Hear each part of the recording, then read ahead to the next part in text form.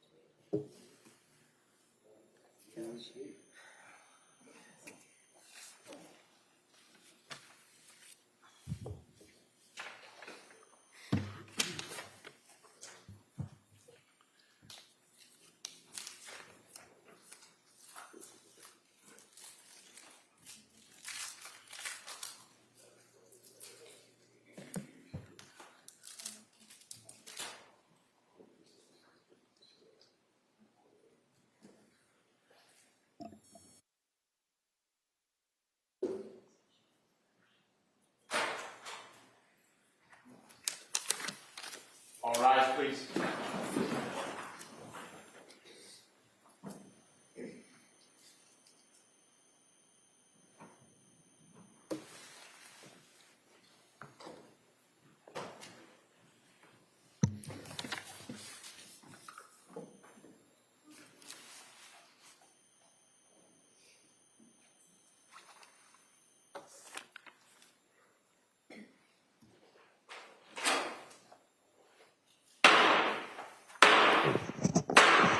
Hey, all persons having anything to do before the Honorable William Sullivan, Justice of the Superior Court, now sitting in Plymouth, within and for the Commonwealth of Massachusetts. This court is now in session. Please be seated. Good morning, Your Honor. May I proceed? Please. Your Honor, before the court today, we have the continuation of the jury trial in the matter of Commonwealth versus Lindsay Clancy. Ms. Clancy is present. She is represented by Attorney Kevin Reddington. The Commonwealth is represented by Assistant District Attorney Jennifer Sprague and Assistant District Attorney Shannon Buckingham. Well, good morning, everyone. Nice to see everyone. I hope everybody had a chance to kind of rest up a little bit and come back here, and we're going to get right back to the trial. So what I want to do first, ask you those questions since we had a long break, and then talk a little bit about the schedule and kind of today's schedule and kind of where we go from here. So first question, as you know, has any member of the jury read, seen, heard, or overheard anything from any source about any aspect of this case that would affect your ability to be a fair and impartial juror? All right. Next question, is there any other serious matter or concern bearing on your service as a juror in this case that anybody needs to bring to my attention at this time? Again, thank you so much for following those instructions. Today's schedule is that it may be kind of a little bit stop and start. Okay, so kind of bear with us on that. Might be a couple times you got to take a break just after a short amount of time, and then we'll bring you back in. It's just the nature of cases at this point. It's anticipated that the Commonwealth will close their portion of the evidence today. All right. Then at that point, the defendant has the opportunity, if they want to present witnesses and evidence if they want to. But remember, they don't have to. The burden of proof is always on the Commonwealth. All right. If the defendant offers evidence, then the Commonwealth is then given the opportunity to offer rebuttal evidence. All right. And so that's kind of the next phase that we're about to go into after the Commonwealth rests. And I'll go into a little bit more kind of how that goes, but I just kind of wanted you to kind of see where we are and where everything's going to fit procedurally as we go forward from here. So with that, we're going to return to the Commonwealth's case And Attorney Sprague? Thank you, Your Honor. Commonwealth calls Ian Whiffen.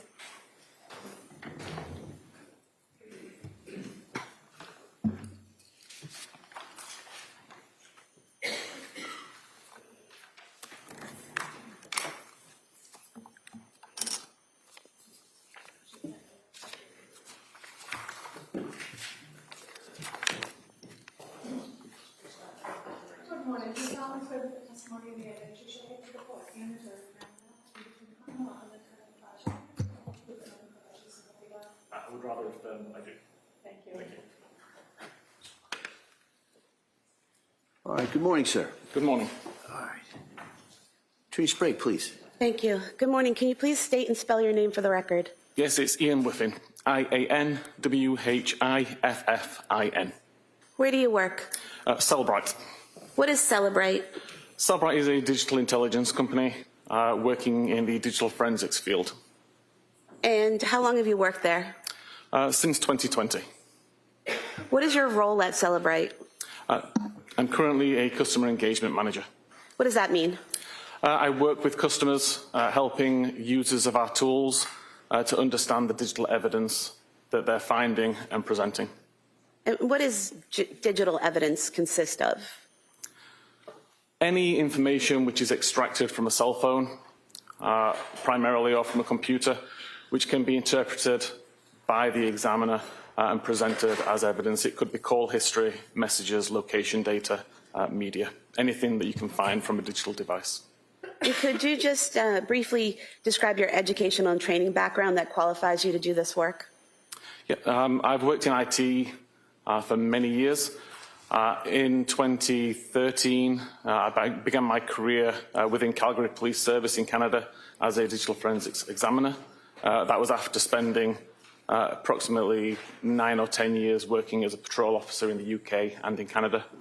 As part of my role as a digital forensics examiner within the Calgary Police, I went on numerous training courses. The Canadian Police College, they did an introductory course into digital forensics, and then further courses focusing on mobile data provided by some vendors, such as Blacklight or Cellbrite at the time, as well as further courses presented by the Canadian Police College, specifically about cell phones.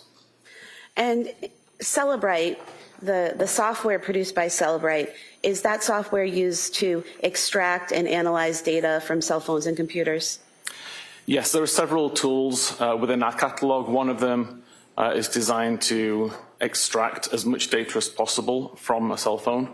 And then one of the other tools is designed to take that extracted data, decode it, decrypt it, make sense of it, and provide it to the user in a way which can be searched, filtered, organized, reported, and presented. Does Celebrite's ability to access cell phone data continually change based on improvements that are done to the phones themselves? Yes, there's constantly changes being made to devices which make it difficult to extract the data. There are changes being made to the software that means that the data that we extract is now different to the data that we extracted previously. A new feature, for example, or a change that's made by the software developer. So we're constantly changing our software to be able to extract that data and to decode more data. Were you asked to locate Apple Health data and other information that could be relevant to the investigation of an incident that occurred at 47 Summer Street in Duxbury on January 24th, 2023? I was, yes. And what is Apple Health data? Apple Health is a component of the iOS operating system which logs sensor data from multiple locations. So there's sensors built within an iPhone that monitor steps taken, flights climbed, for example, as well as third-party devices, Apple Watches, Fitbits, any other device like that. All the information is brought into the Apple Health application, aggregated, and made available for the user to see. Roughly how many phone extractions have you done? Since around 2013, well over 1,000 phones. And how many times have you done analysis on phone extractions?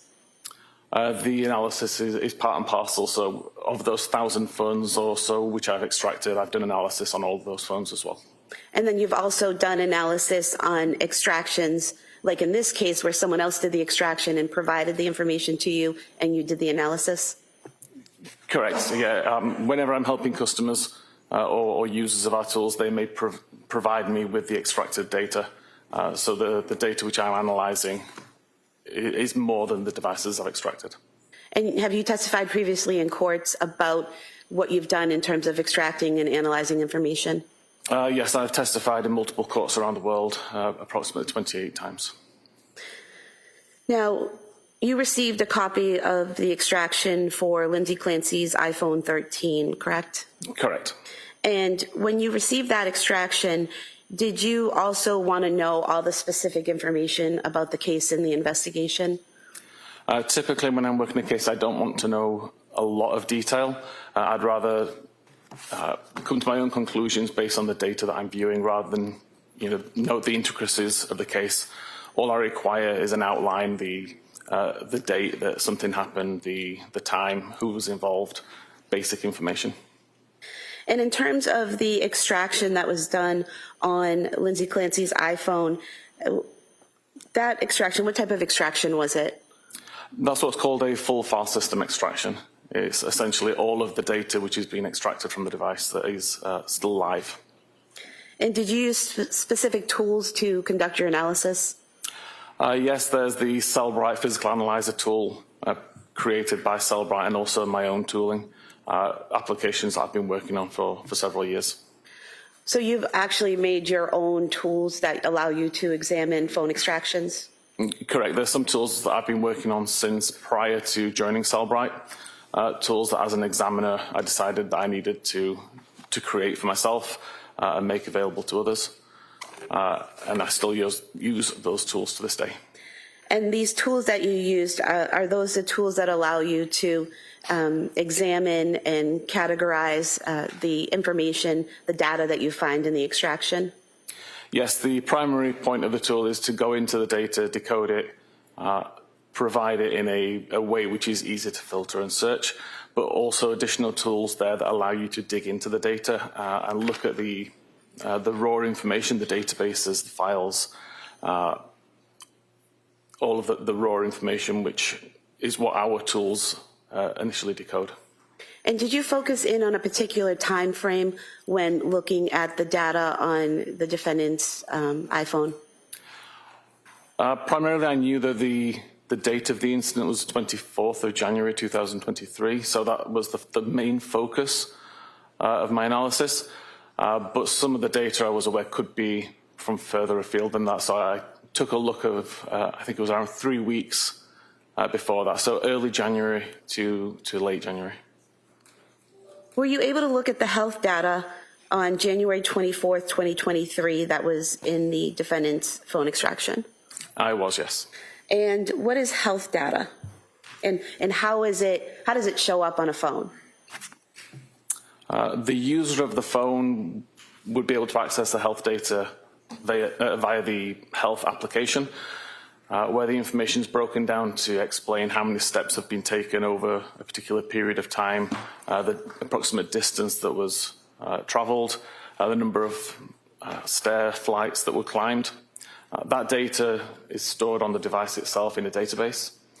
So as a forensic examiner, I can take a look at that database in its raw form and understand exactly where that information is coming from and present it to the user of our forensic tools in a slightly more forensic-friendly method than the user of the application on the phone would see.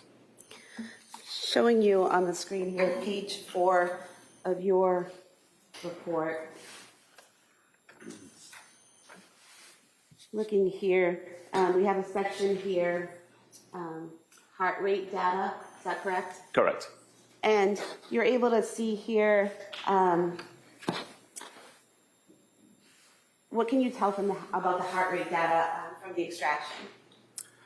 So heart rate data comes from wearing an Apple Watch or a similar device, not from the phone itself.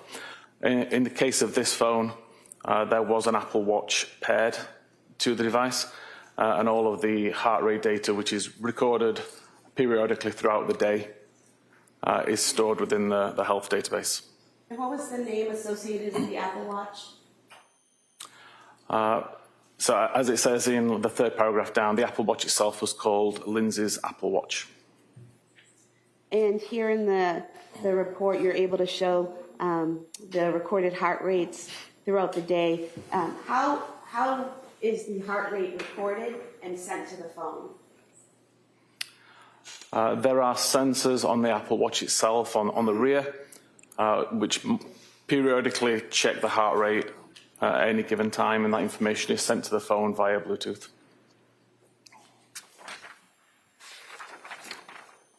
And are you aware of how often an iWatch will record the data and report it to an iPhone? The actual cadence at which the watch is checking would depend on what the user's doing. So if you were in the middle of a workout, it would be a lot more consistent than just periodically throughout the day. And I actually don't know how often it is throughout the day. If you're not doing any particular workout, there doesn't seem to be a set cadence. Every device I've looked at, it's slightly different. I'm showing you page 5 of your report, this database of the heart rates. For example, in several locations, there'll be a heart rate report, maybe a few seconds in between them, and others there's 7 or 8 minutes in between the heart rate report. Is that what you're talking about, how it varies depending on what you're doing at that point in time? Yes, this is typical from what you see when you look at the database. The timestamps are never consistently at a recognizable cadence. And the highlights in green, what do those represent? So I actually tried to just highlight some of the high points for the day. I realized a few days ago while reviewing this, there was records there that show a high of 123 and 122, which I had not highlighted. And that's right there, right below, right Correct. around 1146. Yes. And what was the last time a heart rate was reported from the watch to the defendant's phone?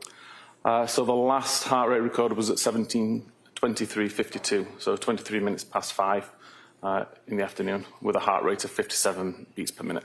What was the average heart rate for the day for the defendant's phone?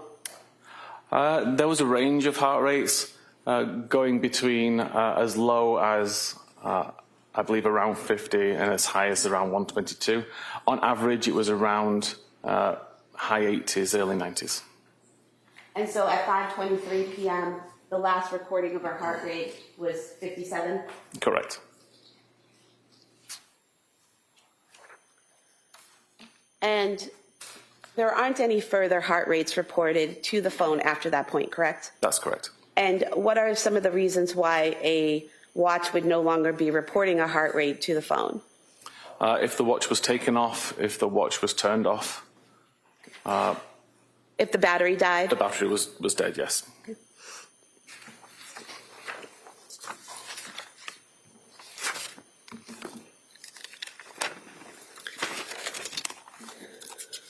You also mentioned flight climb data. What is that? Flight climb is information which the Apple Health application stores every time it detects that you walk up a flight of stairs. So a flight of stairs would be considered either a 3-meter or 10-foot incline at over 16 steps. So the device has detected that both the altitude has changed by 10 feet and there were steps being walked at the same time. So there's 2 factors being considered there. The steps that your watch monitors as you walk, and then the altitude. Is that correct? That's correct. And what is it? Is it GPS or something that's keeping track of your altitude? The altitude is being monitored by a barometer or an altimeter, which is inside the device, just measuring for differences in air pressure. And this information, the flight climb data, can that be monitored by both a watch and your phone if you have it on you? It is. Both devices have got the barometers built in. Both devices can monitor flight climb events. Can anything simulate or kind of fake out the watch or the phone into thinking that a flight of stairs is being climbed when it's not? There are some circumstances where that can happen. They're typically quite rare, but it can happen. Is an example of that being in a car and going up a hill?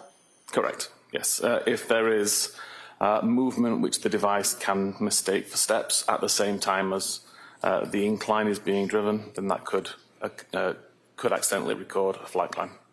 But if a person's not in a car and is in their home, then it would be flights climbed, not hills being driven, correct? Correct. If the person is in a house and there are flight climbs being recorded, then the only rational explanation is that the person was climbing stairs. How is the data in terms of flight climb data, how is that data displayed? Or in the health data itself? Within the application or within the forensic tool? Within the forensic tool. Okay. So within the forensic tool, we break down, or within Physical Analyzer, we break down the health data into hour segments. So for an hour, we may say that there are 3 flight climbs. And then it's up to the user to dig in a little further. They can select that 1 hour and then see how that activity breaks down over the hour. So you would see that there were 2 flight climbs that occurred at 10 minutes after the hour, and then another flight climb occurred later on. So showing you page 6 of your report here.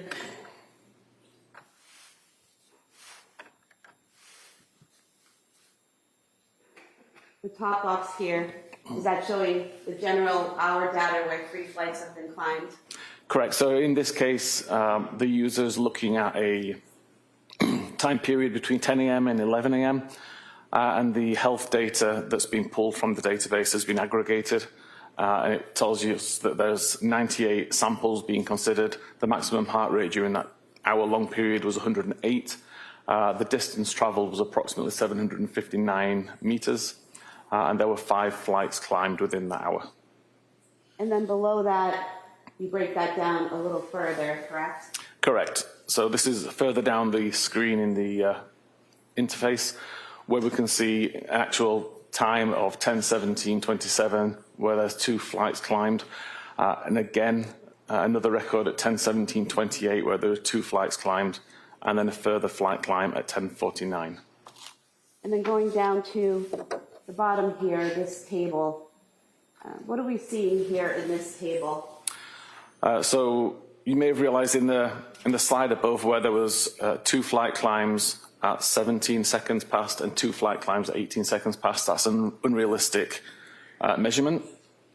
It's because one of those measurements comes from the phone and one comes from the watch. This table breaks it down to say which of these records came from the watch and which came from the phone, because there are some which overlap. So what you're saying is the prior table, it showed the 4 flights of stairs being climbed at the same time within seconds, which isn't rational. But this breaks it down to show some of that data is coming from the watch and some of it is coming from the phone, correct? Correct. So if we look at records 4 and 5 here, for example, we can see a start time of 10:17:27 and an end time of 10:27:06, where the watch recorded 2 flight climbs, and then 1 second later a start time and 2 seconds later for the end time, we see the watch also detected 2 flight climbs. This is just the same 2 flight climb events that happened, but both devices recorded those flight climbs with slightly different timestamps. And that will happen if I'm wearing my watch and I have my phone in my pocket and I go up the stairs? That's correct.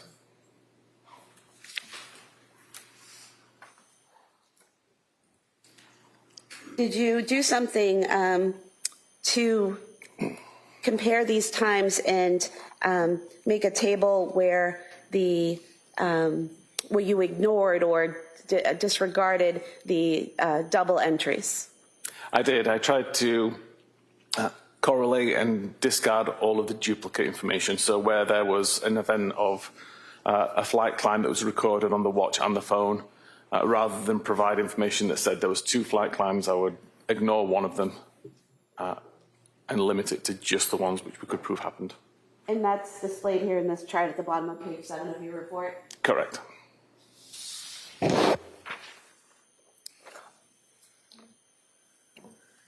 Going to page 8 of your report,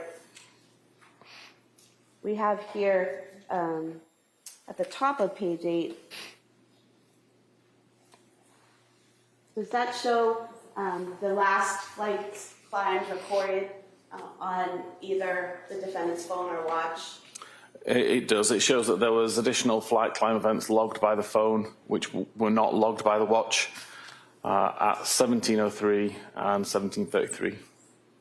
So these records indicate that at 5:03 p.m., the defendant's iPhone was with the person as it went up the stairs, and then at 5:33 p.m., the iPhone was with the person as it went up the 2 flights of stairs. Correct. And there's a time difference there. The start time is 5:33 p.m. and the end time is 5:38 p.m. For 2 flights of stairs. So that's roughly 5 minutes in between the 2 flights. Is there a way to explain that length of time? The way the Apple Health data records this information, aggregates it, it tries to group events together. So in this case, it would have recognized that there was a flight climb on the phone at around 17:33:34 and a second one at around 17:38:33, and it just grouped them both into one event. It doesn't mean that it took 5 minutes to walk up 2 flights of stairs. It's just within that 5-minute period, there were 2 flight climbs. So if I have my phone in my pocket and I climb up a flight of stairs and then I spend a few minutes on that floor, and then still with my phone in my pocket go up another flight of stairs, that's representative of what we're seeing here at 5:33? Correct. There tends to be around a 10-minute window where it tries to check every 10 minutes, but it can reduce that window in a case like this where it sees that there's group data within a smaller time period. And then further down on page 8, we have another table here, which seems to have combined data of heart rate and flight climb data. Is that correct? Correct.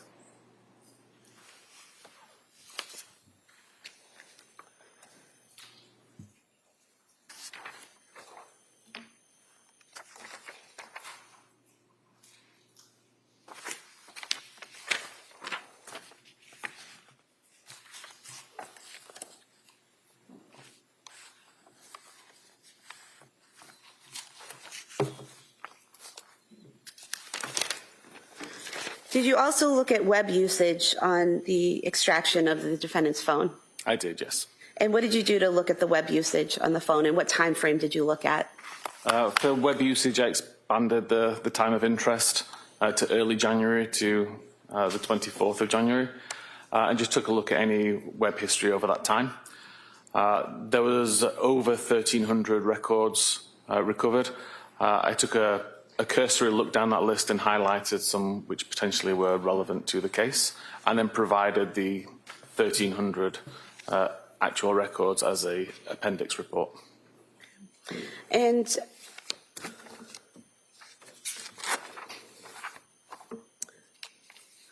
going to page 12 of your report,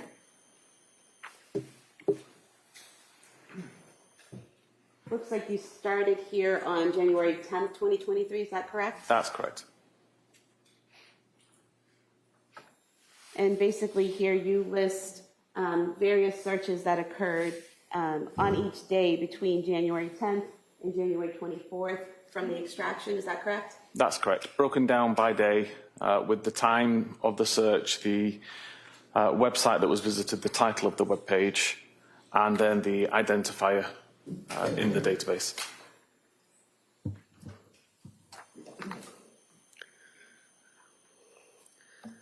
And looking at these searches, on January 12th, 2023, at 19:48, so that would be 7:48 p.m., is that correct? Correct. There was a search. In the title, it says, "How quickly does Wellbutrin work for depression?" Is that the title? Is that what the user is putting into the search? If I could see the search, please. I'll zoom in on that.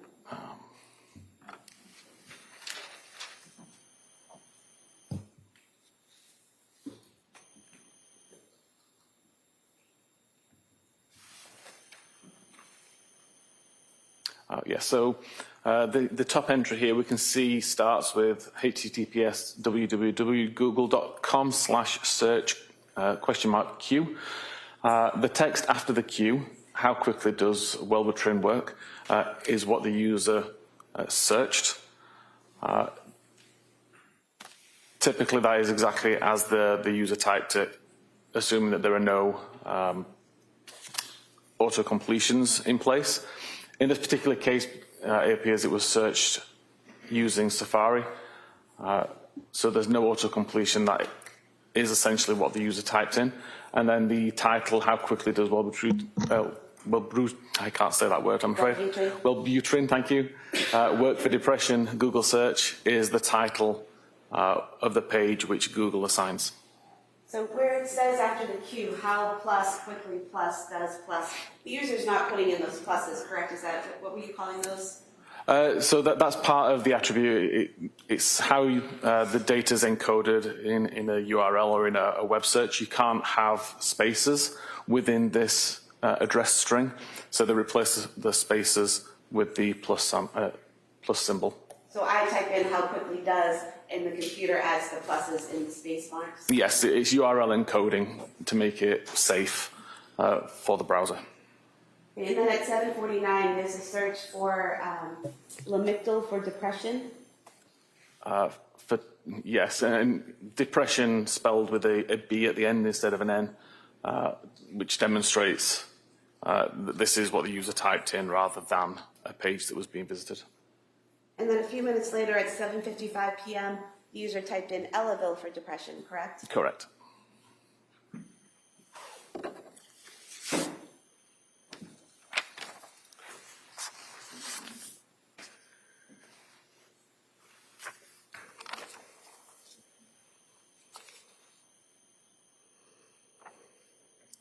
And then on page 16, on January 18th, 2023,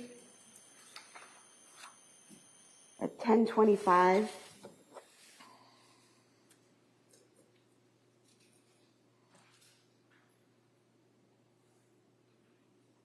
we have a search there, ketamine for suicidal ideation, is that correct? Correct.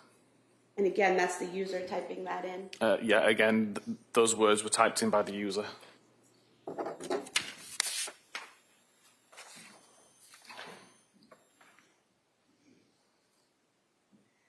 And then on January 19th, 2023, on page 17 of your report,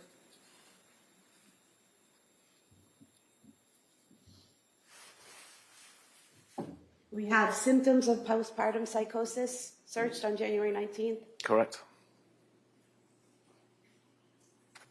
And again, so we're looking at, this is AM, correct? 9:24 AM that was searched? Yes, the morning. And then 9:30 AM, there's another search for psychosis symptoms? Yes.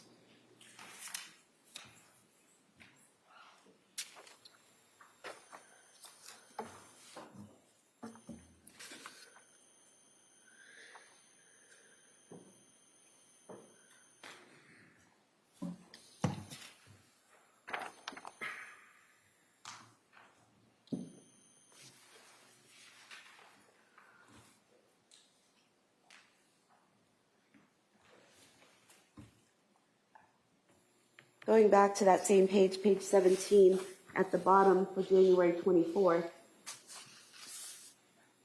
we have here searches for Kids Miralax at 4:02 p.m. and Takeout 3V at 4:13 p.m. Is that correct? That's correct. And then CVS Pharmacy at 4:47 p.m. Correct? Correct.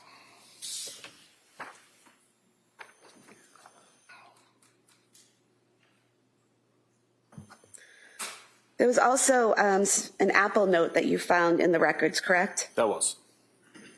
The Apple note, in your report it says it was created on December 22nd, 2022 at 10:23 a.m.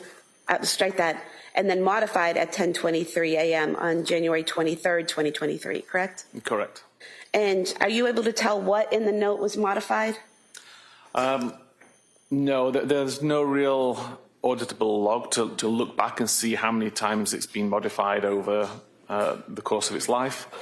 I was able to do some amount of recovery to see that on the day it was created, it started in a very similar way to as it's written on the 24th or 23rd of January, but the exact changes between when it first was created and the last time it was modified, we don't know.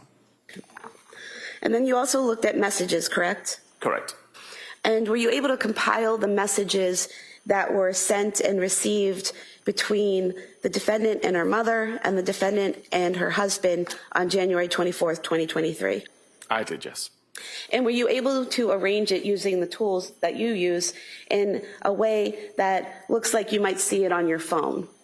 Yeah, I tried to prepare it in a report which would be easy for any viewer to understand based on their own usage of text messaging. So showing you page 19 of your report, what we have here is an enlarged version of what you might see on your phone, correct? Correct. And so is this in blue, is this Lindsay's phone? It is. The messages in blue on the right would be outgoing. The messages in grey on the left would be incoming. And so we have a photo being sent out from Lindsay's phone to her mother, and then a reply coming back, and that pattern goes on and on, correct? Correct.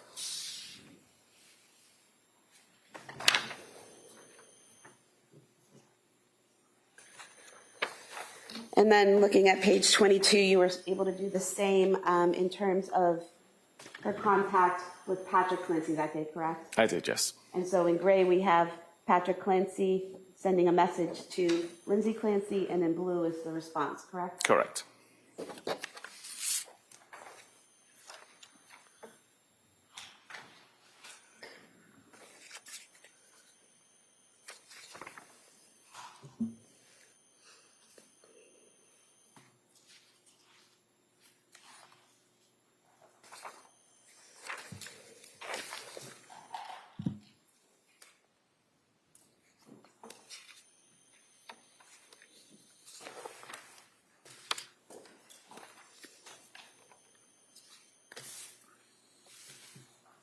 Were you, were you also able to look at the phone calls that occurred either incoming or outgoing to the defendant's phone on January 24th, 2023? I did, yes.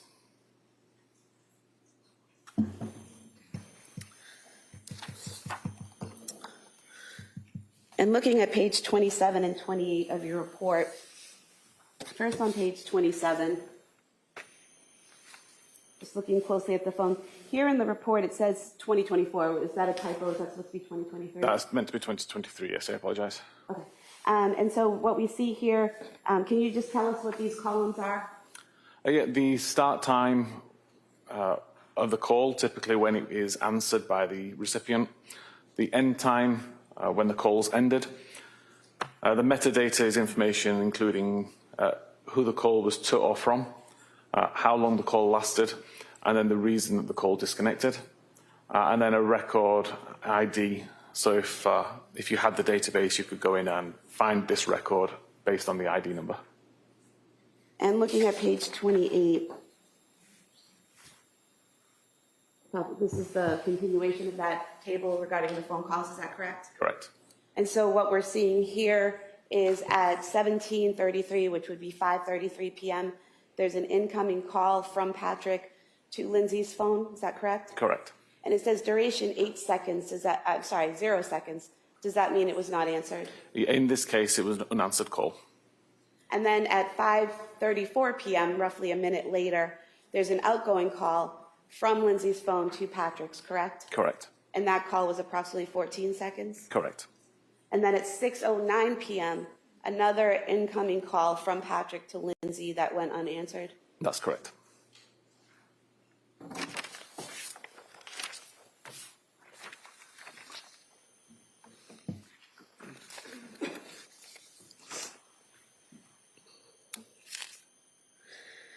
Now, you also, in a section you call media, you have some photographs that were taken from the phone with some metadata included, correct? Correct. What is metadata?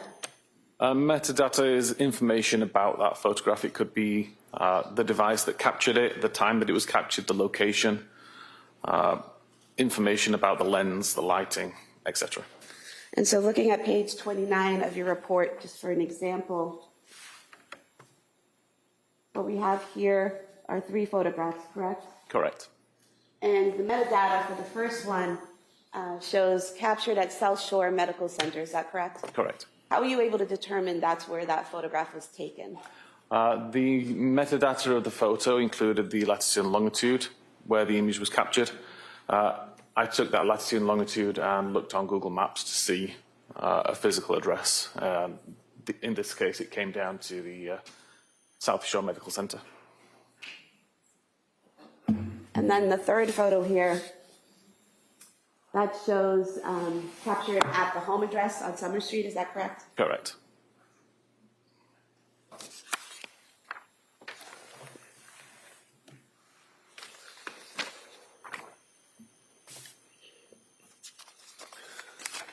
And then you looked at device usage. What is device usage?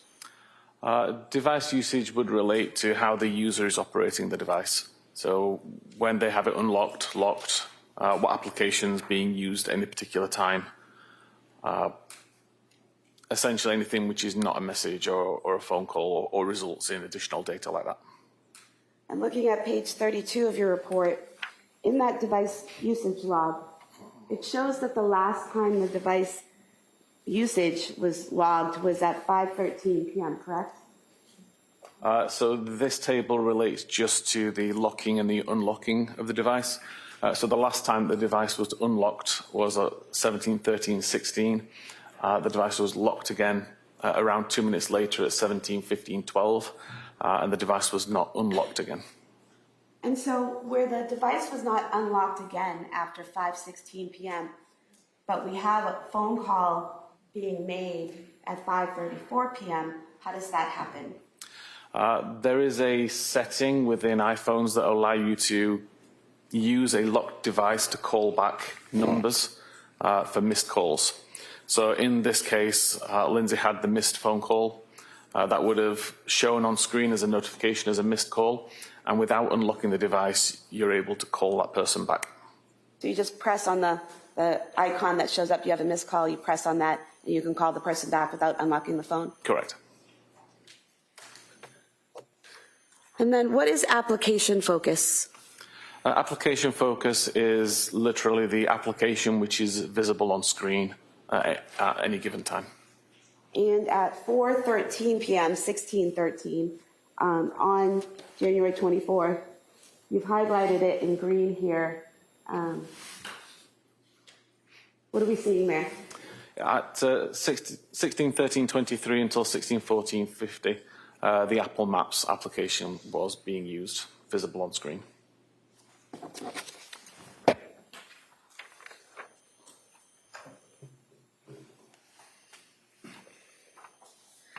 Is it then used again at 5:13 and 5:14 p.m.? Or is that a different application? So at 5:13 until 5:14, it was mobile Safari, so the mobile version of Safari, the internet browser, was on screen, and at 17:14:47 until 17:15:08, it was the mobile SMS or messaging application, which was on screen. So do you just look at the part that's in parentheses to see what application was open or being used at the time? Correct. What application was on screen at the time? So for example, where it says 17:34, which would be 5:34 p.m., and in parentheses is in-call service, does that represent a phone call? It does. That's the screen that indicates you're in a phone call. And staying with the same page, page 34, you've made some notes here. Let's go out a little bit. Regarding Apple Maps, Safari, and messaging. So can you just explain what you pulled from the data for Apple Maps? Yeah, Apple Maps was used to plan a route from the user's current location the home address, to a restaurant called 3V. And that was at 4:13 p.m.? It was. And then in terms of Safari, you have the last unlock at 5:13 p.m.? Yes, so the last unlock of the device was used for the purposes of viewing Safari, where PDLX was searched using Google. And then in terms of messaging, what did you pull from the data there? At the same time, or in that same device usage, so the device was unlocked, Safari was used to search PDLX, and then the messaging application was opened to send a message to Patrick saying PDLX liquid stool softener. And that was at 5:15 p.m.? It was.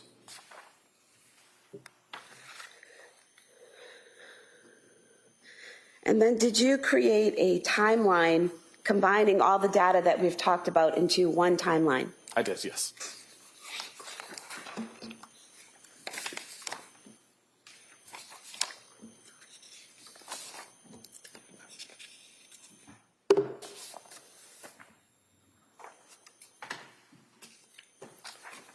I'm going to the last page of your report, page 43. Is this the last page of the timeline? It is, yes.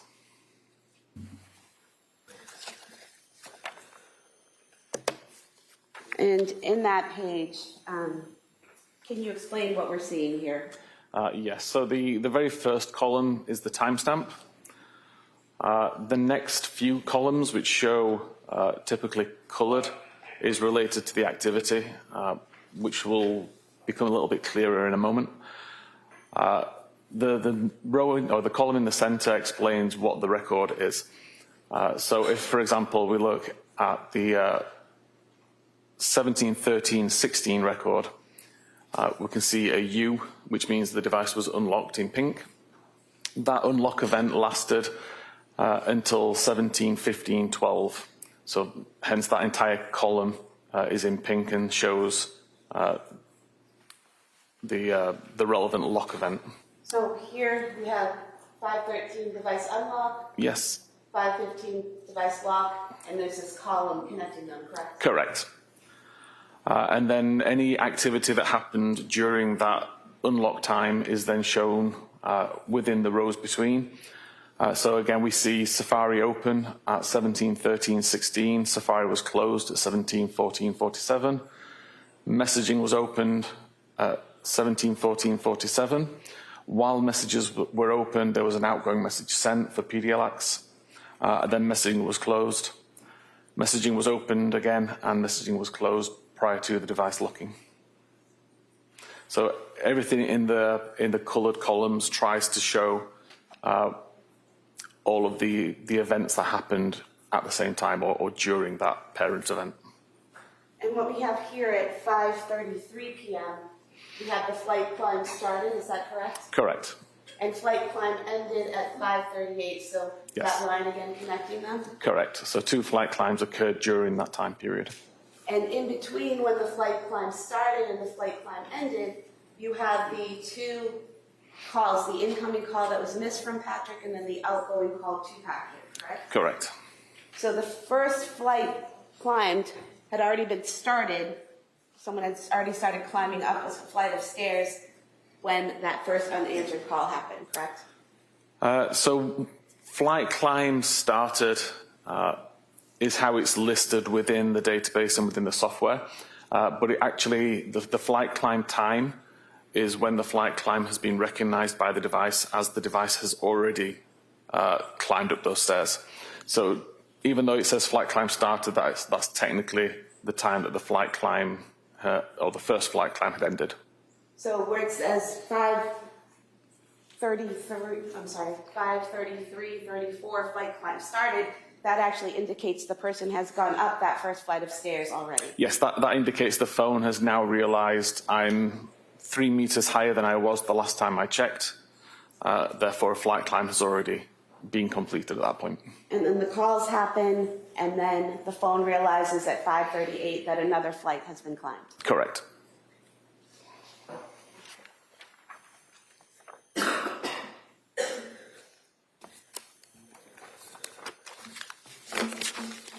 I would move to submit the report as the next exhibit. No objection. All right, that report may be admitted. I have nothing further. All right.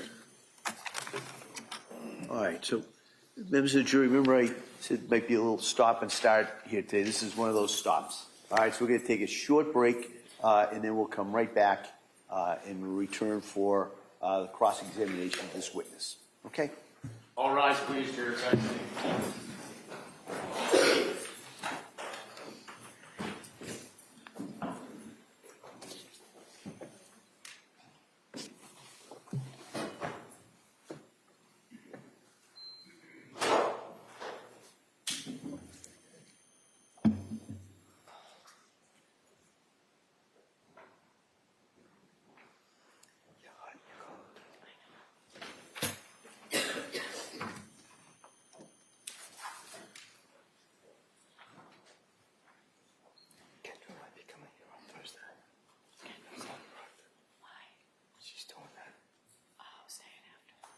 Jurors have exited the quorum. Court's in session.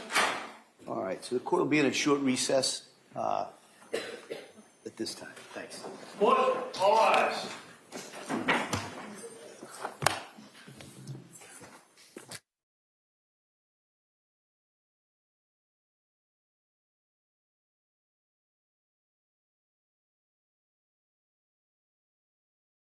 This court is back in session. You may be seated. Yeah. Counsel, we ready for the jury? Yes. All right. Yeah.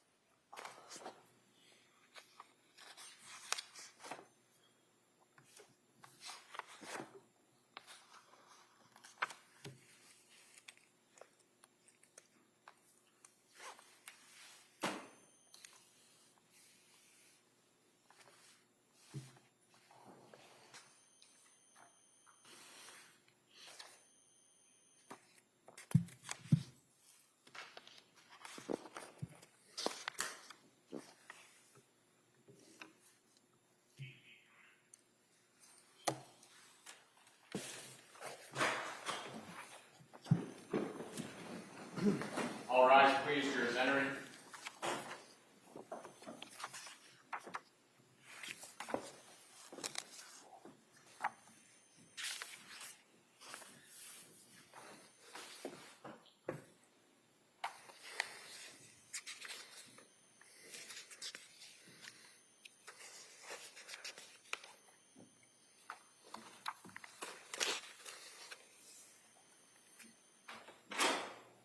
Court is back in session. You may be seated. For the purpose of the record, we return back to the call of Commonwealth versus Lindsay Clancy. All parties present, including the 18 jurors. All right. Thank you, Madam Clerk. Mr. Reddington? Thank you, Your Honor. Morning. Good morning. Mr. Whiffen, just a couple of things. One of the takeaways or question that I had is that you were talking about, in reference to the Apple Health data, fair to say that there's an issue as to the accuracy or reliability of the Apple Health data. You've actually done research on that.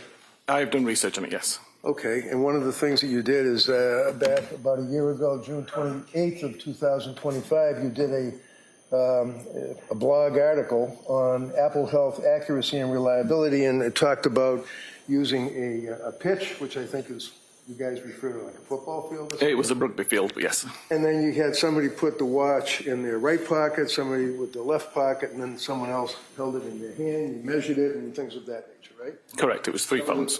Some of the things were off a little bit, but basically you put that in your report and you were able to draw your conclusion as to the accuracy and reliability, as you say, of the Apple Health data, right? Correct. Now, if someone is wearing an Apple Watch, is that what records heart rate? As the heart rate is on the watch, yes. It is on the watch, Yes. okay. And the steps that the person takes, things of that nature, the movement, is that on the phone or would that be on the watch? That's on both the watch and the phone. Okay. Now, if you have an Apple Watch and you test it or you examine it, would you be able to determine what information was actually recorded by the watch while the person was wearing it? Yes, the information that's recorded within the Apple Health database does specify whether the information comes from the watch, the phone, or from a different device. Okay. And in this case, if I understand correctly, the Apple Watch stopped recording data at, is it 5:23? It was around that time. Okay. You know what? I'm going to give you your report. Feel free to just refresh your memory or look at it or whatever helps you out. Thank you. Yep, no problem. I just want to get the times down. I think you indicated that the watch stopped recording information at 5:23 p.m. Yes, the last heart rate was 5:23:52. 52, okay. 5:23 and 52 seconds. And then I believe the phone and watch stopped recording at 5:38, was it? The last usage of the, let me double check this, I believe the last usage of the phone to record flight climb data was at 5:38, yes. All right, and after 5:38, it's pretty much blackout. There's no further information or recording, right? Yes, not until like the phone was seized by police, I believe. By the but police. There's other activity, but appeared to be after the incident. So the further activity would have been the following morning on the 25th of January, say around 5:30, 6 o'clock in the morning? I ended my analysis on the 24th. Okay. Well, so 5:23 p.m., the watch stops recording information. 5:38 p.m., both the watch and the phone stopped recording any information until the police picked up the phone apparently the following day, right? Again, there would have been activity later on, but it wasn't usage, it wasn't health data. It would have been things like incoming calls, if Okay, there so were any. when you went through the stair climbing and talked about the steps that were taken, the distance that was taken, that stopped at 5:38 p.m., right? Correct. Now, you don't know, when I say you, I mean as a witness, but also the police, whoever was wearing the watch, for example, if Lindsay's wearing the watch or carrying the phone, after 5:38, you don't know what was happening at 5:39. Correct. You don't know what was happening at 5:40, 5:45, right? Correct. Right up till 5:58, 6 o'clock p.m., right? Purely the data on the device. So it could have been, the phone could have been put down, the watch could have been put down, battery died, whatever those issues could be, and the person would still be going down the stairs, going up the stairs, going in the backyard, doing push-ups, whatever. Correct. You just don't know, right? Yes. Okay. One of the things, you're familiar with the concept of location data, right? Correct. And location data, one of the things you looked at or you're aware of would be from Lindsay's phone on August 23rd of 2022. Is that correct? Apologies, August 23rd, 2022? Yeah. I didn't go back Okay. anywhere near that date. You have tested and written blogs, though, on location information, right? Correct. You actually testified in the case of Commonwealth versus Victor Arrington in Suffolk Superior Court in Boston in support of the accuracy of this particular artifact or information, right? Correct. So you're a true believer that the phone does in fact record accurately significant locations on the iPhone, right? It certainly can, yes. All right. And are you aware, or if I was to approach you in your expertise,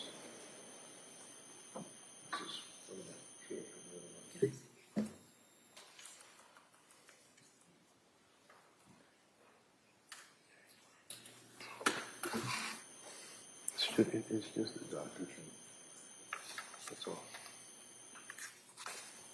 You were talking earlier about latitude, longitude, things of that nature, right? Yes. So So just to, you're familiar with, for example, significant location visits on Lindsay's phone, August 23rd, 2022 at 9:34. Do you know what that says or what that means? The created time Yeah. of 9:34. That'd be when the device decided that the device had visited this location enough to consider it a visit. Okay. Do you know what that location is? If I suggest to you it's a doctor's office, would you be aware of that? I don't recognize it from the coordinates. Okay. Thank you.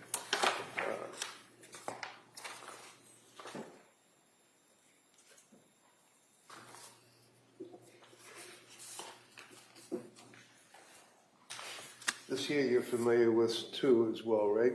The geodata with the latitude and the longitude? Yes. And you're familiar with the fact that you can take the metadata off of the information on the cell phone, one of which would be latitude and longitude. You'd be able to determine, for example, that this would be the Lindsay Clancy home, correct? Yes, correct. You've seen this before, right? It rings a bell, yes. Okay. I'd offer this room. Any objection? No objections. Okay, that may be admitted. Thank you. Exhibit 267. All right, thank you. Now, you have your report in front of you, right? Yes. And that's captioned Digital Forensic Report, and it's in evidence, so the jurors are going to be able to review it in its entirety, right? Yes. If I could direct your attention to page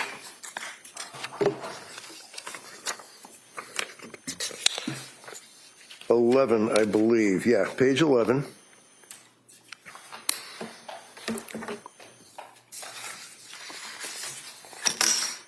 Okay? Yes. And just so the jurors are able to acclimate themselves to it, that would be this item here that you went through with the district attorney, right? As far as the searches, Google searches? I have a different page 11. Different page? That looks like this page 12. Oh, okay. Well, let me approach you with what is your digital forensic report, report number 1? Yes. Yeah, okay. Is this the same? So this is a revision. A revision? The revision submitted in February that just had a different record highlighted. Yeah, okay, so basically there's no big deal difference, right? Correct. Okay, so we can go by, you have the revised and I have the old. Can you look at January 10th on the Google search, for example? I can. You have it? Yes, sir. So looking at January 10th of 2023, just read along with me, and the jurors again would be able to look at this in the jury room. Prescription information at it says 14:55. What does that mean? 12:14 in the morning? 14 a.m. Yes. All right, and then 19:11, which would be at 7:11 in the morning. 7:11 p.m. Oh, PM. Okay. Trazodone and Benadryl goes on about an hour later. Trazodone headache, Google search goes on. Trazodone and ibuprofen goes on. Trazodone and Tylenol goes on to 2032, which would be 8:32 p.m. Trazodone and Tylenol interactions, right? Correct. Fair to say that these are things that Lindsay Googled on her cell phone. That's what this document refers to, right? Somebody used this cell phone to Google it, yes. Oh, you don't know who was actually using it, but this is Exactly. Lindsay's cell phone. Yes. You're aware of that. If we jump ahead, looking at all of these various Google searches, follow with me on, let's say, randomly, let's say, page 13, 1948, which would be 17:48 p.m., I guess. You with me on that? Yes, 1948? Yeah. Yes. How quickly does Wellbutrin work for depression? That's what was Googled, right? Correct. Followed by Lamictal for depression, Elavil for depression, how to tell if you're sleep deprived, ketamine for suicidal ideation, right? Correct. These are all searches that were done on Lindsay's cell phone on that particular date, chronologically would have been the 12th of January, right? Correct. Now, without boring everybody, it goes on and on and on with searches along those lines: suicidal ideation, drugs, trazodone, mixtures, things of that nature, right? It does. Page 17, if you have it, would be the Apple note counsel asked you about. Yes. Okay. Now, if I suggest to you, sir, that this is the Apple note, I believe a previous witness may have read this to the jury, so they will have this in the room to read. But basically, this is the note that says, I was the healthiest, happiest mom. I worked out every morning, meditated, took care of myself, and basically my life has turned to crap, right? Correct. So what was modified in this? If you know, because counsel asked you if there were modifications and things of that nature, and I'm just asking if you know, what was modified in it? Exactly at the moment, I don't have all of that in front of me. It's possible to see snippets going back over time. I do recall on the 22nd of December when this was created, it started with the same sentence. Yep. And there was a few essentially spelling differences as time went on. But as much as you can recover from the earlier versions of the note, it's a snippet. It's essentially two sentences, Basically and the rest of it is it's essentially the same note. Okay, thank you, sir. Going forward onto page 18, page 19, and 20, would you agree with me that, well, actually, in 21, they basically contain photographs that were sent from Lindsay's phone to, it looks like Patrick's phone. Would you agree with that? I believe the first few pages are sent to Mommy. Okay. And this basically is the, there we go. This is the snowman in the backyard being made, right? Correct. And then Lindsay's phone is sending the blue. Yes, the and blue gray messages would are be outgoing. what? A response? Yes. And can you tell me what the response is? The one on screen at the moment is the response sent from Mommy to Lindsay's phone saying that's a big roll of snow. I was wondering if you got enough for the kids to play in, and it's a pretty nice day too. Gives them something to do on a day without school. Okay. And then your report then goes on with additional photographs of the snowmen. There's a box of Cheerios apparently. And then there's a photograph of a young boy appearing to be very exuberant with his arms up in the air. And then there's the Lindsay phone responds with a picture of a little girl with a mask on, right? Correct. And this is a conversation with Patrick. Patrick, okay. So are you able to tell what Patrick said, if anything, when he sent the picture of the little boy with his arms up in the air? So at the very top of that message above the photograph, it says, got himself dressed. And that would be the message that was sent alongside the photograph. Okay. And then what was her response? Initially, it was just the photograph.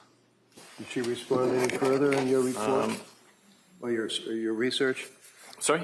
Did you see any response in your research of the phone? I don't remember seeing any response. All right. Can you look at page 22? Yes. Okay. And this would be on January 24th, 2023. And it looks, what time is that? 8:19 in the morning? Yes. Okay. So if I suggest to you, sir, you can even look in your report. This is in the same thread with the little girl making the snowman and the text about, it looks like a nice day, hoping you got snow, things of that nature. And there was a reference by the mother or mommy to get the hot chocolate ready, things of that nature, right? The message at 8:19 a.m. that says cutie was sent by Patrick in a different thread to the snowman photographs. Okay, but I'm asking you about the one that's underneath the snowman and the mummy text. The last commentary is get the hot chocolate ready. Oh, yes, that's the one from... And that's from the mother, apparently, right? Correct. Or someone that is in the phone as mummy, right? And that was at 11:33 a.m. Now, if you look on page 22, we can get to what you were talking about. It looks like January 24th at 8:19 in the morning. cell phone number 781-375-8564. And what does that say? Cutie. And that, so just tell us, so is that Patrick's phone? Yes, that would be the phone stored as Patrick sending a message to Lindsay's phone. And how did Lindsay respond, or how did her phone respond? It appears that Lindsay reacted to an image with the love emoji. Like a little heart thing? Yes. And then what did Patrick say? Patrick asked, how's it going? What did she say? Good. And then did she say anything further? Yet she also responded, okay, her urine looked good, so nothing going wrong with her kidneys, a few. So that she indicates that her urine looked good, nothing going on with her kidneys, and then phew, like whew, you know, something like that, right? That's how I read it. P-H-E-W? Yeah. Yes. And then he said good, right? Yes. And then as you go forward, there's more pictures of the kids with the snowman, making the snowman. Patrick then says to her at 11, looks like 11:29, am I reading that right, in the morning? 11:29, 12. What does he say to her? You're a good mama. And does she respond? She responds with an emoji, which is the face covered in hearts. The face with the hearts? And then they go back and forth with each other up until getting the menu and asking what you want for takeout and things of that nature, right? Correct. Page 25, just in case you were looking. All right. Can you look at page 28 for me? And page 29, I can hold them up. Basically, they basically are just a continuation of photographs, little thumbnails of the kids doing snowman and sitting in the doctor's office, right? Correct. Okay.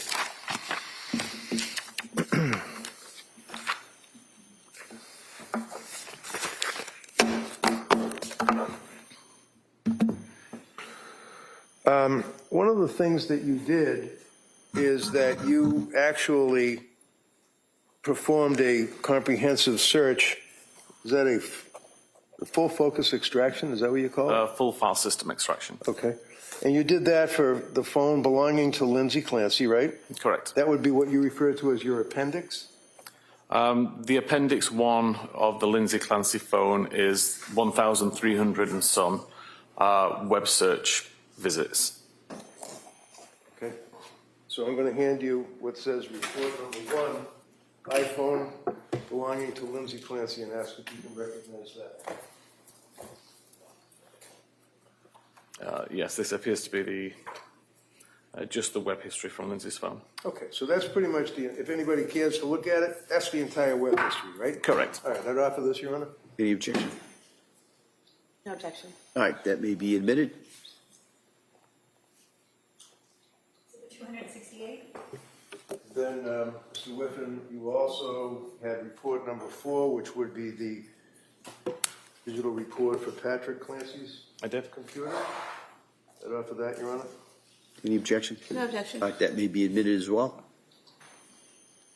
269. All right, And thank then you. finally, report number 5 says Surface Pro laptop belonging to Patrick Clancy.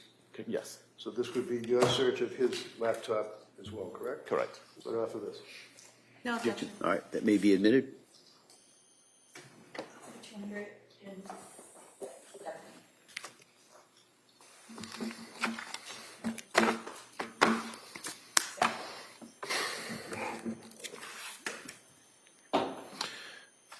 Approaching you with an item, sir, I'm just going to...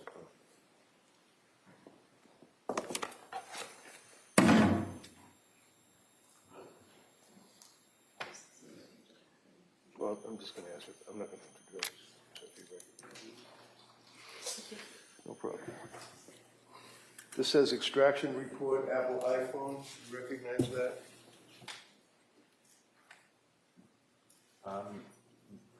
Yes, I didn't create it, but I recognize the report. Okay, so that is a Celebrate report of the extraction of Lindsay's phone, correct? May Yeah, I you judge? can look at whatever you want, yeah, of course. Yes, this is a report generated by Physical Analyzer, a Celebrite tool of the device. Okay.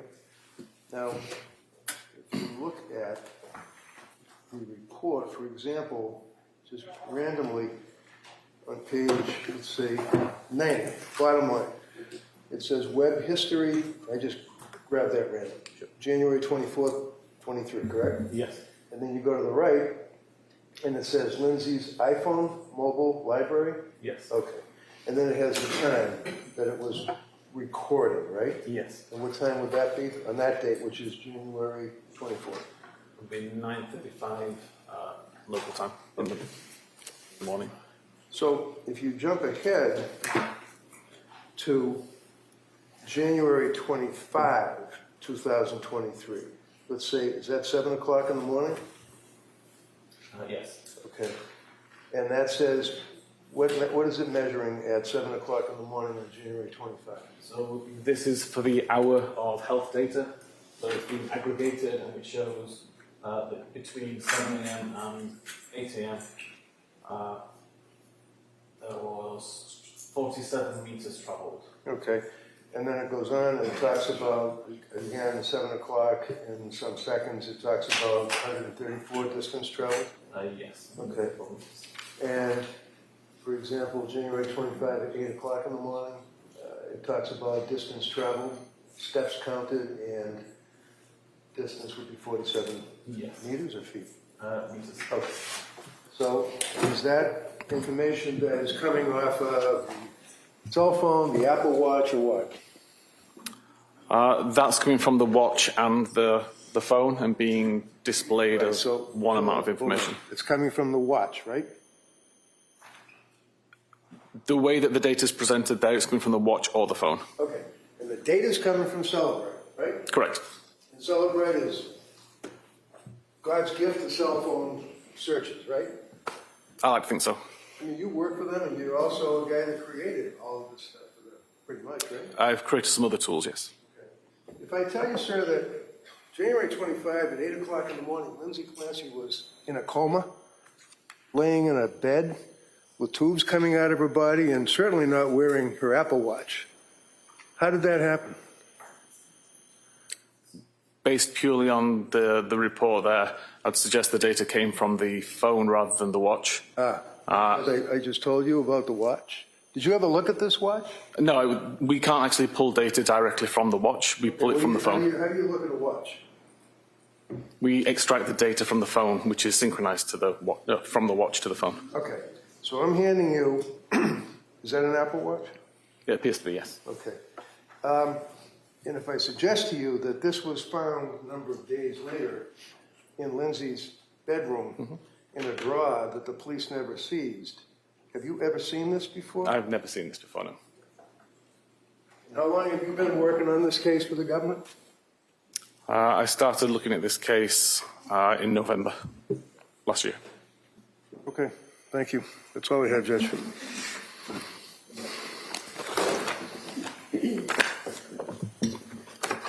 All right, redirect. Thank you.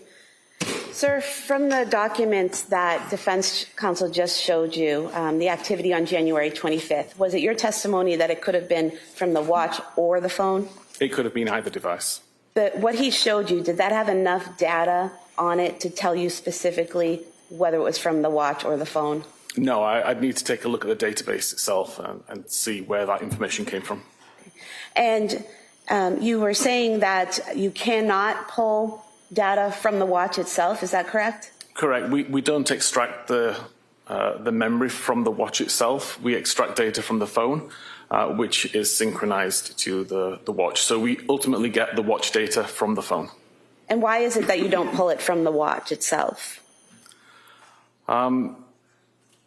Apple's proprietary connections, the encryption that they use on the device complicates extraction. And essentially, considering we get everything from the watch via the phone, it's just additional work required to pull data from the watch, which would just be a duplicate of what we already have. And you said that the watch syncs itself to the phone, relaying all data that it's collecting to the phone, correct? Correct. And Lindsay's watch was synced to Lindsay's phone, correct? It was. And if you were able to look at the data from the dates defense counsel mentioned from the extraction itself, you would be able to tell whether the January 25th data was coming from the watch or the phone, correct? I would, yes. But you can't from what he showed you, correct? From the printout, no. I'd need the the actual data. And if on January 25th, the police have the phone, and they're bringing it to an evidence room, and then they're bringing it to storage room, is that going to show steps and distance traveled? Yeah, whenever the device is turned on, or whenever the phone is turned on, it will consistently record steps walked regardless of who's carrying it. It will consistently record flights climbed regardless of who's carrying it. And so if the watch is turned off in a drawer somewhere, the phone would be what's relaying, or not relaying, but the phone would be what's recording the distance traveled and the steps taken, not the watch, correct? That's the presumption, yeah. If the watch is turned off, it's not doing anything, any data would be from the phone. And earlier, defense counsel just put in some exhibits of your indexes for all the data that you looked at for the phone and the computers, correct? Correct. And those indexes, do they contain everything that was on the phone and everything that was on each computer that could be pulled from the phone or the computer? No, they were focused reports or focused searches. So for my reports, they were focused to essentially the internet history on those devices. The large Cellbrite report, again, I don't know who created that. I don't know what options were selected by that user, but there will be data on the device which is not covered in that report by virtue of that's how decoding works.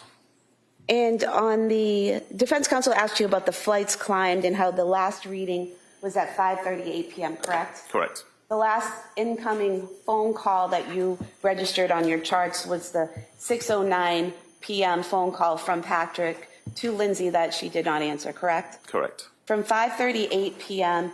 to 6:09 p.m., were there any other flights climbed showing from either the watch or the phone? Don't believe there was, no. And Your Honor, we'd move to submit the full extraction as the next exhibit. It's being copied now, so we just put a disc envelope in its place. Yeah, no objection. All right, that may be admitted. If I may, Your Honor, so you make reference to 5:38 for her question that there's no flights climbed, recorded, or anything up until 6 o'clock, right? You just answered that question. Correct. That's because the phone was either dead, off, we already went through that. She could have been walking all over the house, the yard, anywhere, right? Yeah, the phone did not detect anything. I don't know why the phone didn't detect anything, whether it was So your answer is you Set don't know down. what, I don't mean to be rude, your answer is you don't know why, right? Exactly. I don't know why it wouldn't Okay. record. And you did not report at all on the steps and distances, did you? I didn't know. Okay, thank you. Anything on that, Como? No. All right, thank you, sir. You may sit down. Thank you.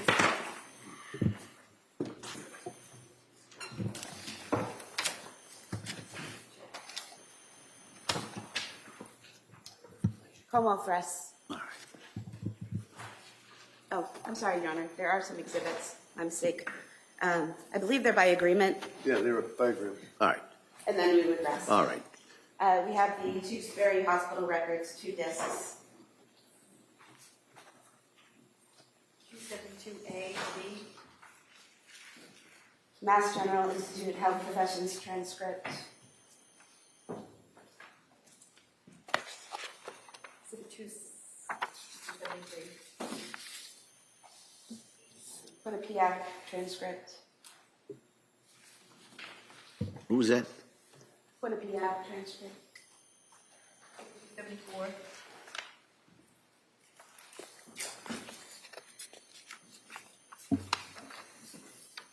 And then employment records from Mass General Hospital. 275.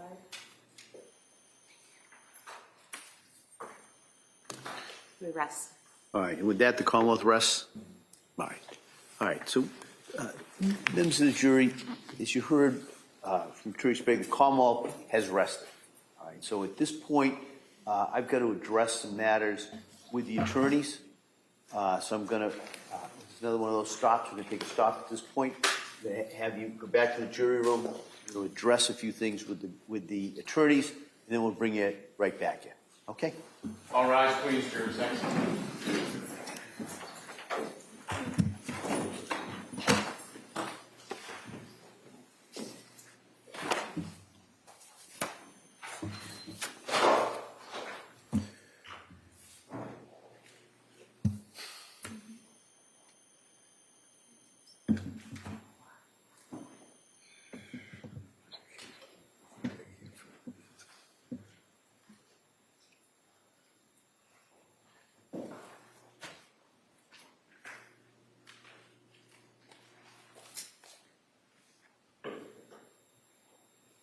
Jurors have exited the courtroom. This court's in session. Please be seated. Before we do the motion for required finding, Your Honor, is this a good time to take a morning break? Sure, do you want to take a short break? Looking something up, that's all. I All right. apologize. So the court will be in a short recess, and we'll come back without the jury. We'll address the motion, and then we'll kind of go from there. Okay, thank you. Court, all rise.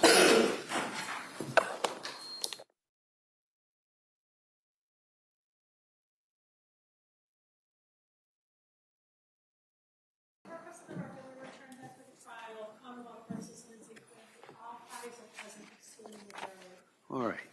So the Commonwealth having rested Mr. Reddington, does the defendant have a motion? Yes, Your Honor, I passed it up to the court. I don't know if you have it in front of you. It's basically a Rule 25. It doesn't have any memoranda with it, but I would argue, and I would cite to the court the case that was decided of Commonwealth versus Brunette Silvera. It's BRUNETTE-SELVEIRA.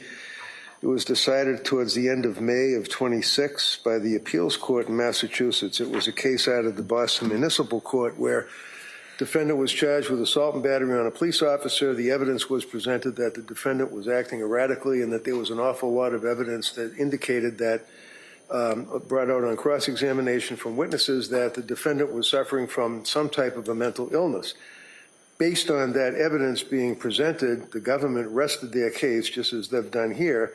My suggestion to the court is that the evidence that's been presented on this case against Ms. Clancy I would suggest does not rise to the level under Rule 25 of where, even if you take the Lattimore standard and determine that the evidence would be decided in the light most favorable to the government at this stage of the case, I think the Brunette-Silvera case places, as they describe it, a negative obligation to prove a negative as part of their case in chief on the government.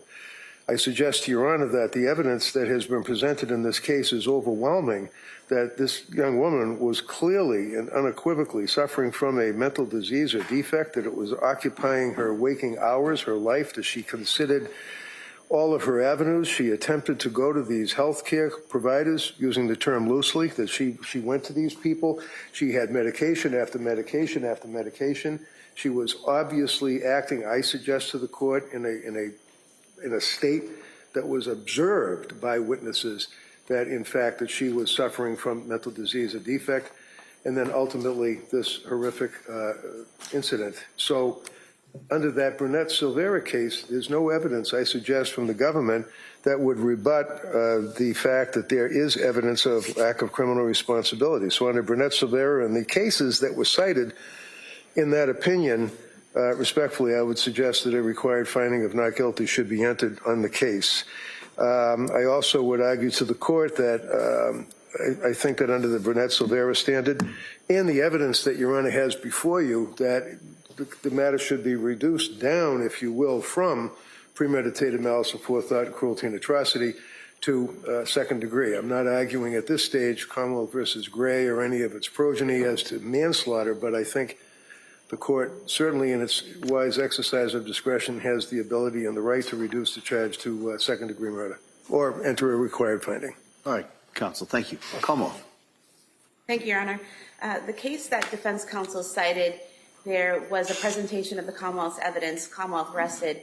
Defense called an expert who said that the defendant was not criminally responsible, and the Commonwealth relied on a cross-examination of that witness and did not call any further witnesses. So the motion was filed for a required finding at the close of all of the evidence, which is what's required under Commonwealth versus Lawson, which Brunette-Silva cites and is still good law. An SJC case, 475 Mass 806 from 2016, in which the court says that a motion for a required finding of not guilty by reason of lack of criminal responsibility may only be brought at the close of all of the evidence, not at the close of the Commonwealth's case. In this case, as you're aware, defense plans on presenting experts who testify that the defendant was not criminally responsible, and then the Commonwealth will have a rebuttal case with their own experts. So I think the time and place for the motion would be at the close of all of the evidence and not now. All right.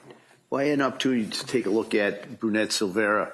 So based on that and based on the standard as described that I have to apply at this point. I'm going to deny the defendant's motion. I don't think I have to object, but I will. All right.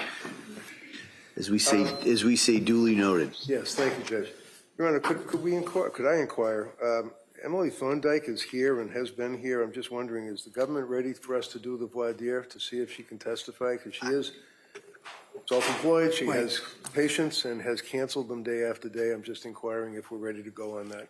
Right, so the question I think that we had put this over was in large part because of the records from McLean's. Do we know if those are in?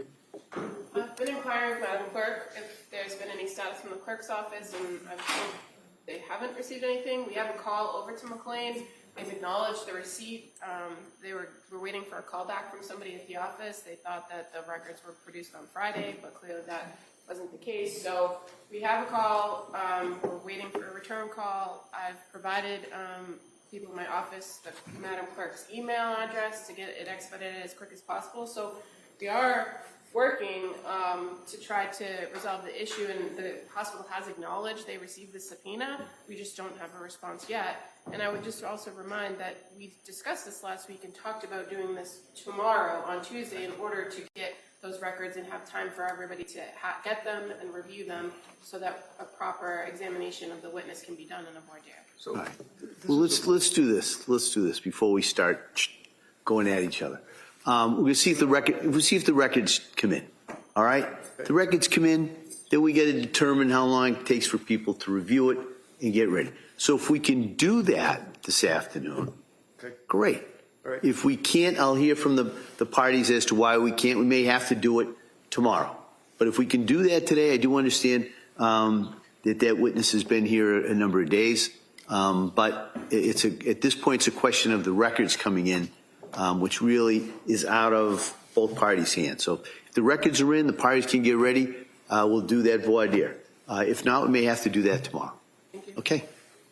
All right. Understood. Ms. Reddington? Ready? Ready for the jury, Judge? Yeah.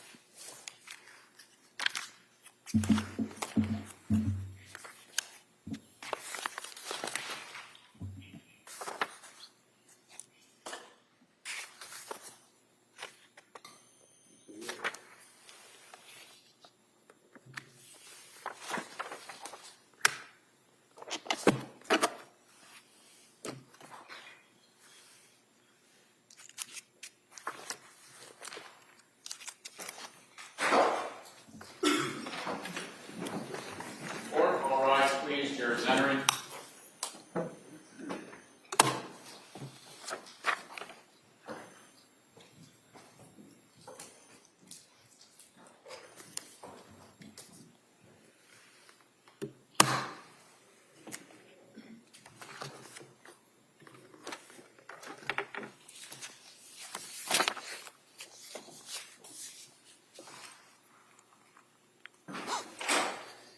Court is back in session. You may be seated.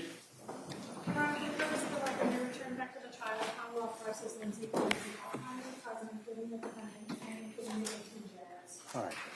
So members of the jury, as I indicated before, the Commonwealth is rested. All right. So at this time, I'm going to inquire of the defendant if she intends or wishes to call any witnesses at this time. Mr. Reddington? Yes, Your Honor, thank you. Thank you. Camp, please, I believe she's right outside.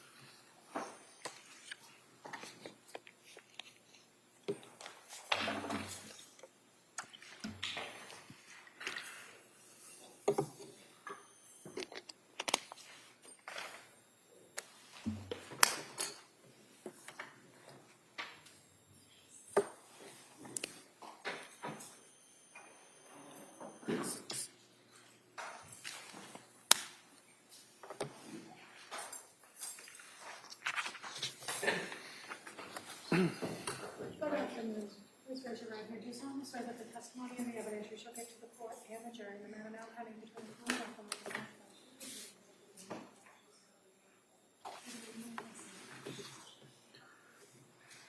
Hi, good afternoon. I'm going to ask you if you could keep your voice up and speak into that microphone. Okay? Thank you. I just want to say the same thing, so make sure that all the jurors way down here even can hear you, okay? Okay. Tell us your name. It's Margaret Hamp, And what town do you live in? Stoneham. And what do you do for work? I'm a labor and delivery nurse Where? at Mass General. And how long have you been working as a labor and delivery nurse? I started on our labor and delivery unit in 2012. Okay, so about, what, 24 years? No. I started for the obstetrics department in 2006. Okay, so 20 years you've been working for Mass General between obstetrics and labor and delivery, right? Correct. Do you know Lindsay? I do. How do you know her? I was working on the labor floor when Lindsay first started with us. So this would be the labor and delivery floor, and she started as a nurse, correct? Correct. You had already been working there? Correct. And she was about, what, 24 years old? Roughly. And came in as a young woman as a nurse, correct? Correct. Can you tell us, to your observation, well, let me ask you this, how many years did you work with her? She started, I believe, in 2015, and I worked until 2002 when she went out with Callan. About 7 years or thereabouts. Did you know that she had a child, Cora? Yes. And did you know that she had a child, Dawson? Yes. And ultimately that she had a child, a baby that was born very, very recently, Callan? Mm-hmm. In the years that you were working with her, were you able to observe, I mean, did she like being a nurse? Did she want to work, or was she a good nurse? What's your opinion? Lindsay loved being a nurse. She was really good at being a nurse. She was compassionate. She was kind. She was a patient advocate. She was the type of nurse that you wanted taking care of you or your loved one when you walked onto our unit. Did you observe, for example, that on occasion when she would be involved with the delivery of a baby that she would become emotional? Lindsay was often emotional during birth of complete strangers. She would cry and she would just say that was so beautiful. You could just tell that she really loved being in that setting. Over those years, right up until the time of Callan being born, fair to say that you stayed friendly with her? Yes. And you're still friendly with her? Yes. Can you tell us, did you observe during the time you worked with her how she emoted or felt about her children, all three of them? Yes. Tell us anything that you recall. So Lindsay and I worked the night shift together, and often on the night shift you get to have an opportunity to really get to know your coworkers and celebrate things that are happening in their lives or support them with things that are not going so well. Lindsay asked a lot of questions of her coworkers about parenting. Simple things as she would poll the nursing staff about monogrammed lunch boxes, right down to sleeping habits. What questions do you ask a daycare provider to make sure that you're in the right place? She was often asking her coworkers childcare, parenting tips.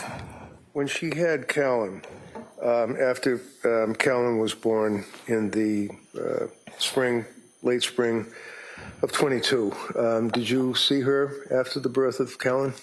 I did not see her after the birth of Callan. Were you aware that she had taken a leave of absence from Mass General? Yes. Did you stay in touch with her by phone or text? I briefly kept in touch through text. After Callan was born, I reached out to her and I asked her for her address and how she was doing so I could send her a gift. And then a few months later, she circled back to me to thank me for the gift that I had sent her. Do you recall an incident on one occasion where she was looking or monitoring one of the children and the child was crying and you observed what happened after that? Yes.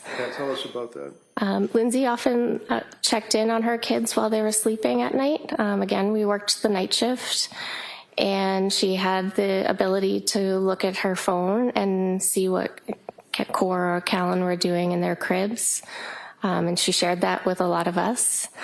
There was one particular night that Cora was crying. She was probably about 6 months old, and Lindsay never let Cora cry. She wasn't at that point in parenting, and she was very communicative about that. And Cora was crying on the monitor. It was the middle of the night, and maybe after 10 minutes, she started to call Pat, and he wasn't answering. And she got really worried that Cora was crying, but now Pat wasn't answering his phone. So in the middle of the night, she called the police to do a wellness check on her family. Okay. And while you were working the night shift, is that pretty much what you both worked together all those years? Yes. Would that be through the pandemic as well?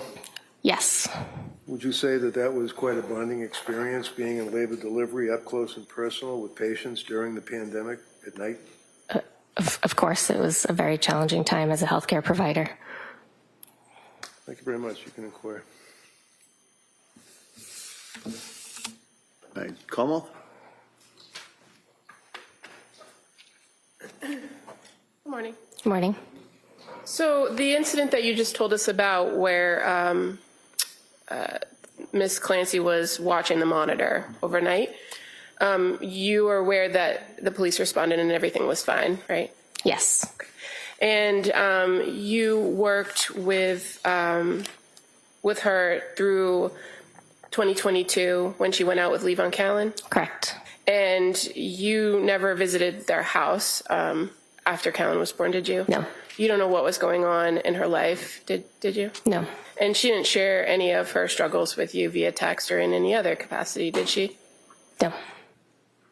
And as a labor and delivery nurse, and having been trained in labor and delivery, and you said you worked obstetrics before, correct? Correct. Is it fair to say that you often have patients that come to you in both those areas that have some mental illness or are on psychiatric medications, right?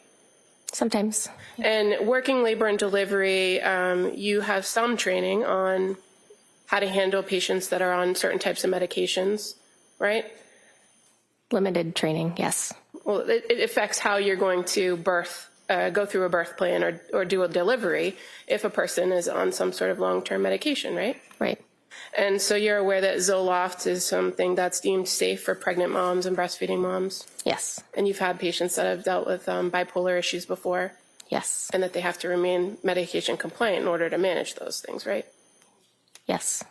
Thank you. Nothing further. All right, Ms. Brayington? So your experience dealing with patients that have birthed a child, as the district attorney asked, and are on Zoloft and expressing issues of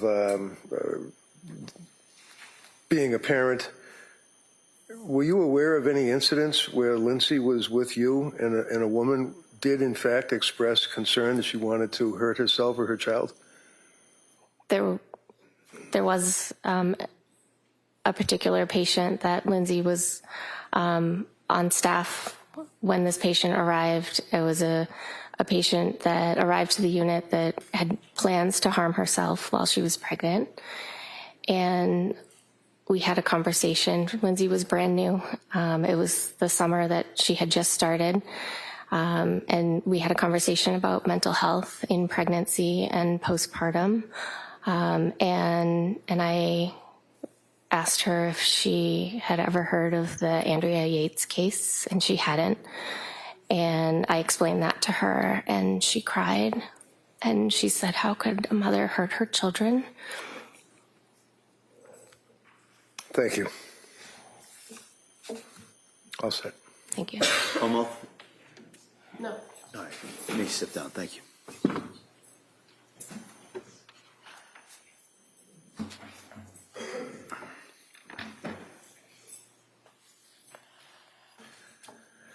Counsel.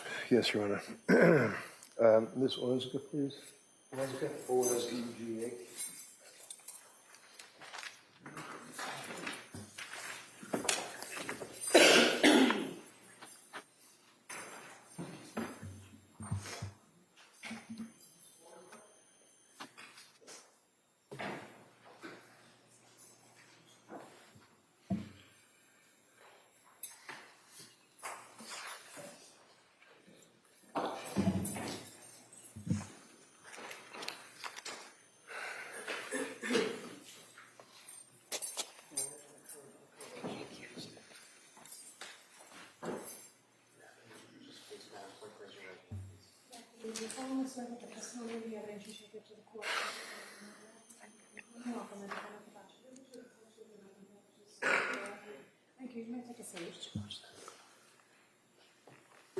Hey, good afternoon.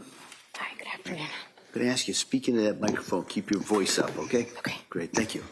Counsel. Thank you, Judge. Good afternoon. Tell us your name, please, and spell it. It's Allison Ozga, A-L-L-I-S-O-N. Last name is O-Z-G-A. You know Lindsay? I do. How do you know her? Lindsay's my sister.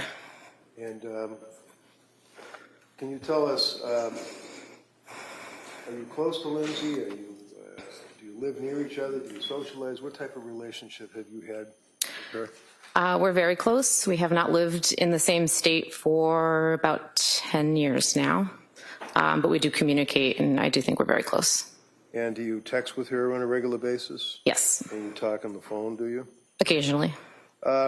Directing your attention to the fall of, well, actually heading into like Thanksgiving and Christmas of 2022, do you remember that time frame? Yes, And did you have occasion to see your sister during that period of time? yes. And let's direct our attention to, let's say, Thanksgiving 2022.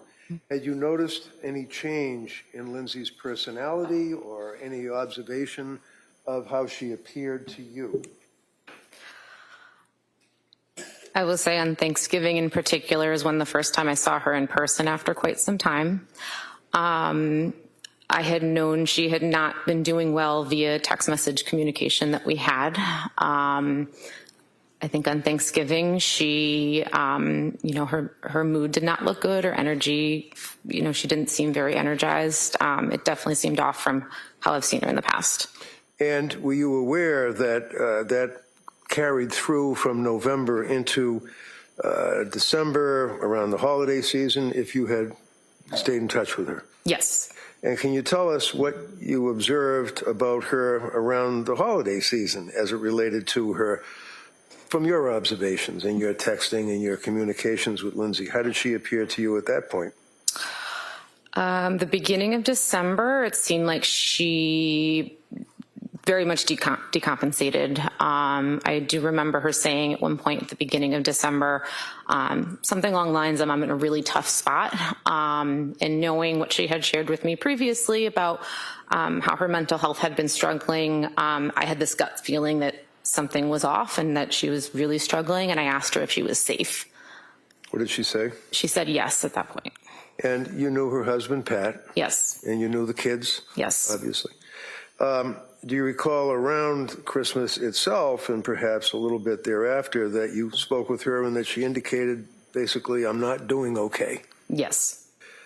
Can you tell the jury what you observed about her demeanor or her symptomology when you said she was decompensating around that time? What were they symptoms in your mind of? Based on communication with Lindsay, and I started communicating with Pat directly at that time, she was reporting her mood was worsening, as she described as depression. She was having more suicidal thoughts. Insomnia continued to be an issue. She was really not feeling like herself. And did you know that during that period of time where she was telling you about the suicidal thoughts and the issue of depression, that she was seeing doctors? Yes. And what did she tell you about seeing the doctors, and if she was on any medication, and if so, what effect did they have on her? The first thing she said about the doctors was back in October when she said that she saw a doctor for Zoloft and had a very awful reaction to that Zoloft. Would that be Dr. Tufts? I don't believe she shared that specific with me. Share the name? Okay. No. And then I think throughout our communication over the couple months of October to December, she did share with me that she was going to doctors, she was getting different prescriptions, kind of all the things that they were trying and different treatments they were looking at. And do you recall when you were talking with her about her symptoms towards the end of December that she had, in your words, decompensated significantly and stated to you that she felt nothing and that she was scared, things of that nature? Yes. What else did she tell you, if you recall? At the end of December, so I think it was more along the same of, that she is really not feeling well. Her mood is down.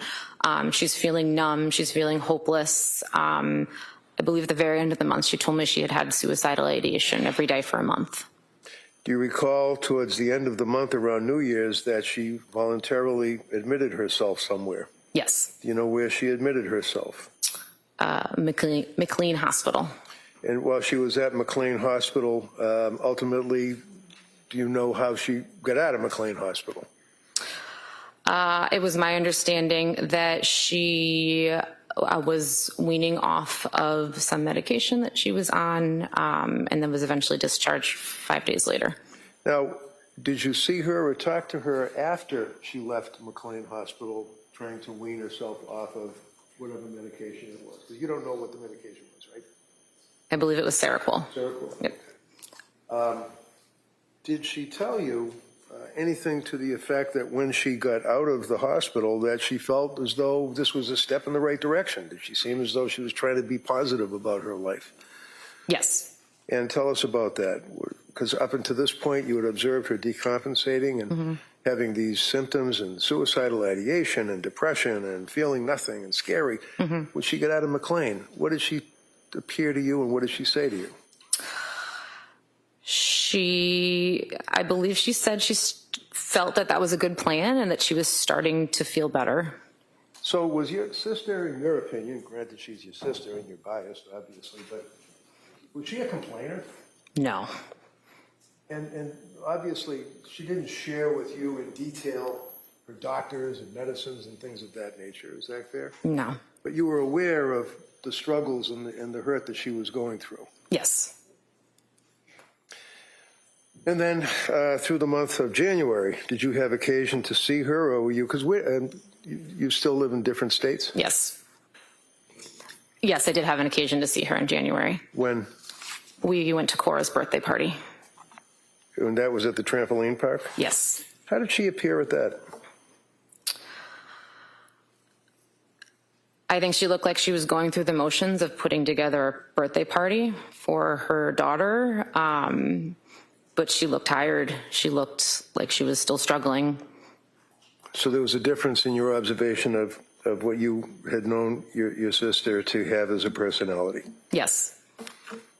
And then, of course, the horrible day, were you aware, or did somebody call you and tell you that the children had been killed? Yes. One of them still survived and ultimately passed? Yes. And do you recall who told you that? Yes. Who was that? My mother. And as a result of getting the call from your mother, what did you do? I jumped in a car, packed a bag, and I sped up to South Shore Hospital, which is where I was told she was. Did you see her in South Shore Hospital? No. Did you know that she was then transferred to another hospital after South Shore? Yes. And what hospital was that? I believe it was Brigham and Women's. And were you able to visit her in Brigham and Women's? Yes. And did it take some time before they would allow you to visit with her? Yes. How long, if you know? I think it was approximately 2 weeks. Okay. And then you were able to see her pretty much on a regular basis? Yes. And where does your mother and father live? In Connecticut. And are you close to them? Yes. Can you tell the jury, from the time of this incident in January 24th of 2023 up until now, 2026, where have your mother and father been living? My parents have been spending the majority of their time up here in Massachusetts. Why? so that they could visit Lindsay as much as possible. Almost on a daily basis? Yes. Was that on a bed and breakfast or a bed and bath, or was it a hotel, or where were they staying? They've been living out of hotels. Thank you, that's all. You can inquire. Como. Thank you. Good afternoon. Now, when Lindsay was at McLean Hospital and she was discharged, did she tell you that she asked to be discharged early to go to Cora's birthday party? I can't recall. And do you recall speaking to the police on January 25th, just a day after this all happened back in 2023? Yes. And do you recall telling them that you saw Lindsay 2 weeks prior to the 24th, roughly around the birthday party time, and that she seemed okay? Yes. Do you recall telling the police that you spoke to her in phone calls many times after she was discharged to McLean, and that her tone of voice in those calls seemed better? I did not speak to her on the phone. Most of our communication was via text. So you don't recall saying that to the police, that the tone of Lindsay's voice in our phone conversations was better the last couple weeks since she had been released from the hospital? I believe when I said that, I meant her tone via her text messages. And so her tone in her text messages was better? A bit. And do you recall telling police that you spoke to Lindsay on Thursday, January 19th, 2023, and she seemed okay? Yes. And that was a phone call, correct? That was text message. Text message, okay. Yes. So when you were saying spoke to the police, you were referring to text messages? Correct. And so in that text message, she seemed fine? She seemed okay. So she had just been released from McLean Hospital at the beginning of January, and all of your communications after the birthday party were text messages, is that correct? I think the date's wrong. I believe so, yes. And just so we make sure we have the date correct, after she was discharged from McLean in January of 2023, up until January 24th, 2023, all of your communications were via text. Yes. Did you visit her at her home that month? No. You didn't reach out or call her at all, correct? I reached out and called, yes. I did not visit her at her home, no. When you called, did she respond? Did she answer the phone? I'm sorry, let me backtrack.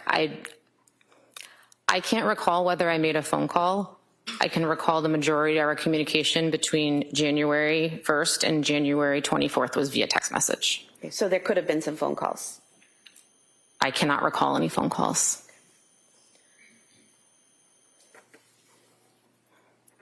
You are a licensed social worker, correct? Correct. And you're a mandated reporter, correct? Yes. And at any point in time between January 1st, 2023 and January 24th, 2023, did you have enough concern about the safety of the kids or the safety of your sister to file a report as a mandated reporter? No. Thank you. Mr. Reagan? Oh, yeah, Judge, thank you. Okay, thank you. You may step down.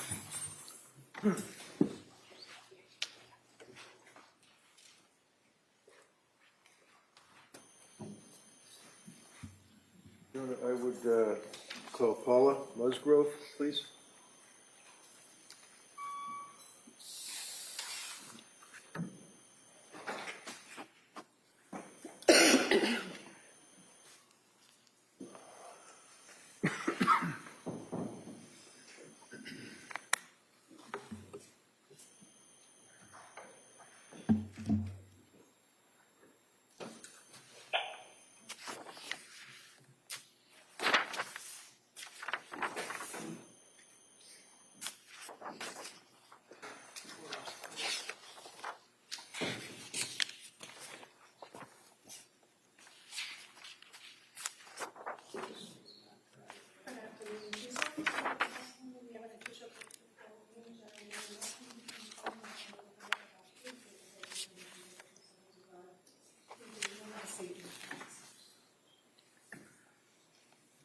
All right, good afternoon.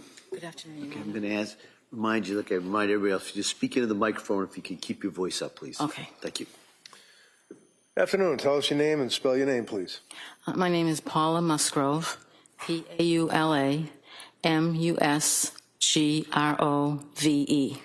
And Mrs. Musgrove, fair to say that you are Lindsay's mother? Yes, I am Lindsay's mother. And your husband is here as well in the blue shirt, correct? Yes. You've been here for every day for the trial, is that correct? Yes. I just have a few questions for you.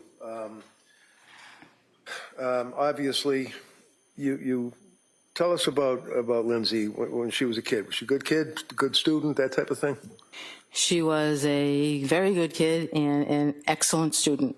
Very excellent student all through school, through high school, college. Yes, excellent. Ever been in trouble, law enforcement or schools or discipline or anything? No. Were you aware of her husband, Pat? Yes. And obviously, you knew when they got married, when they were dating and things of that nature, right?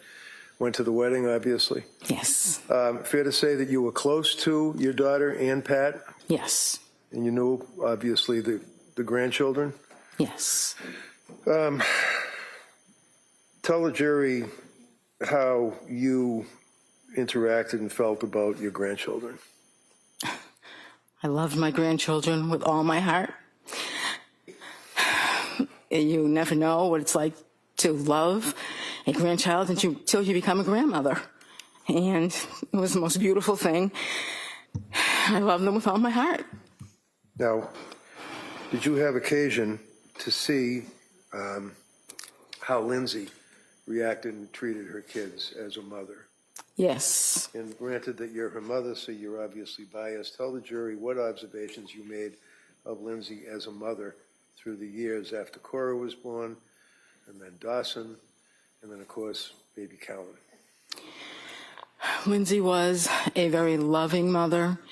She was dedicated to her children. She was a fun mother.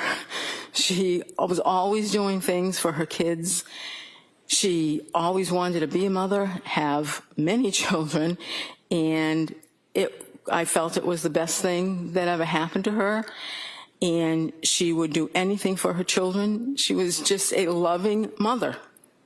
Now, in 2022, Callan was born. Is that correct? Yes.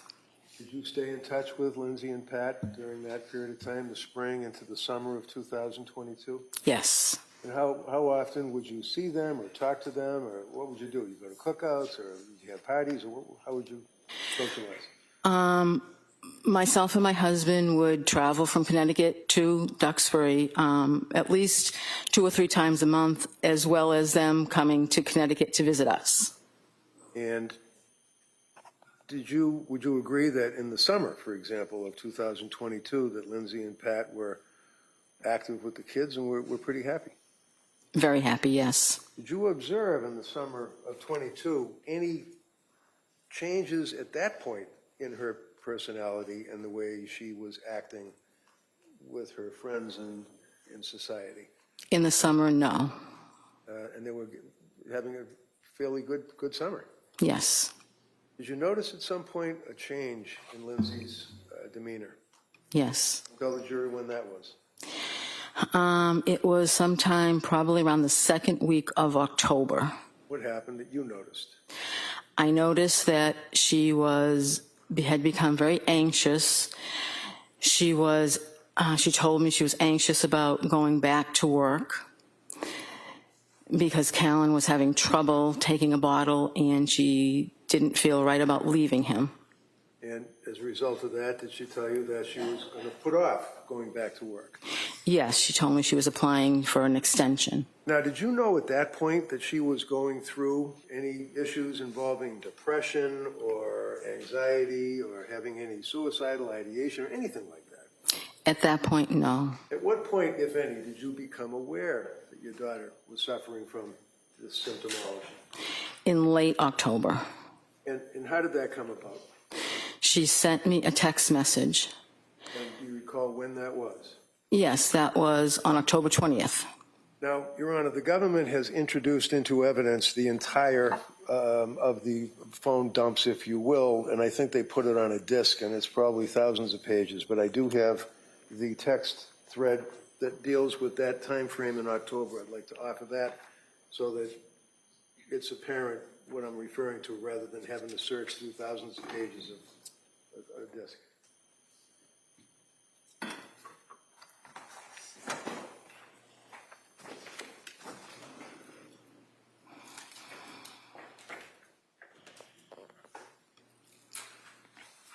No objection. Okay. They may be admitted. So approaching, let me after this thing. 276. Now, the text message that you're referring to, would that be on October 20th of 2022? Yes, And do you have that on your phone right now? I do. Can you just pull that up for us? I can. Just give me a moment. Okay, I have it. Kelsey, do you have a copy maybe that she could look at? Oh, I have a copy. Yeah, that might be easier for the witness. So I'm going to approach you with this board and ask if this is a copy of the text that you're referring to. Yes, it is. Would you read that for the jury? Mom, will you please come up and stay with me for a bit? I'm really sick. Something is wrong. I had horrible insomnia all night, and I just don't know how I'm going to get through the day. I started taking the medicine my doctor prescribed for anxiety, and I think it's made things worse. It's just really scary, and I don't want to be alone. You want to write off this? Objection. It's already in evidence. What do we mark it for identification? Is that text within the? I'd rather have it in the board. Well, I know you would, but we already have the. They want a little training. Can I just have the board like? No, we're going to mark that for identification. The text that is been referred and read to is within Exhibit 276, which was just offered. I'm sorry, which is what? I think it was within Exhibit 276, which was within that thread that you just offered. Okay, so I will then, that would be 276, Yeah. so that will be over here. As a result of receiving that text, did you then come up to? Hold on a second. Exhibit W for identification. Yeah, okay. Oh, thank you. All right, thank you. So as a result of that, did you come up to Duxbury? Yes, same day. And tell us about that. What happened that day at the end of October? Lindsay had been, I believe she went to the emergency room that day, and she had come home. She was feeling a bit better. She told me that she couldn't sleep. She was very anxious, and she was afraid. And how long did you stay with her? At that point, Yes. I believe at that point I stayed for about a week. And was your husband with you? He came later. He didn't come directly with me then because he was still working, so he came later. I never asked. What did you do for work? I worked for Weight Watchers. And you're retired? Yes. How about your husband? Is he working now? He recently retired. And what was the nature of his work? He was in photography, What kind of photography? school picture photography. For yearbooks and things like that? Yeah, and school pictures, and you had your kids' pictures taken. And he just recently retired. Yes. Is it fair to say that during the month of October into November, into the holidays in December, that you and your husband would stay with Lindsay and the kids? Yes. I stayed more than my husband because he needed to go back home to work. Sure. While you were staying with Lindsay, can you tell us your opinion as to her condition? Was it decompensating? Was she getting better as time went on through November and December into the holidays? Through November into December, it was not getting better into the holidays. And you knew she was on medication at that point?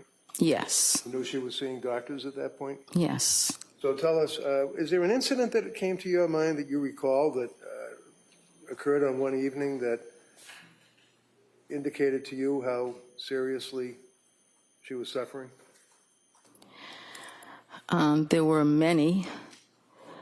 One particular evening that was disturbing to me was that, she was afraid. She was afraid to be alone. And she actually asked if she could sleep with me. When was that? That was late November, early December. And did she indeed sleep with you on that occasion? She did. Continuing on through the holidays, did you You guys get together for the holidays, Christmas or Thanksgiving, if you recall? Yes, I was down there probably most of December through Christmas Eve, and then I left on Christmas Eve to come home to see my other daughter and her family, and then Lindsay actually came to my house later the day on Christmas Day. Was she with Pat? Yes. Okay, and the kids? Yes. During that period of time, did you make further observation as time went into January? Oh, back it up. At some point, she voluntarily went into McLean Hospital? Yes. You knew that? Yes. How did you know that? I was there. What do you mean you were there? I was at Lindsay's house staying with them. You take care of the kids? Yes. And it's fair to say that Pat's parents, mom and dad, also stepped up, taking care of the kids, helping out during this period of time? They were there, I guess, when we weren't there. I didn't really see them, but... Right, because you guys would be different time frames. Right. But you all were pulling together as a family, is that Right. correct? January, leading up to January 24th, do you recall, and can you tell the jurors what, if any, observations you made of Lindsay and her condition? Lindsay had lost a lot of weight.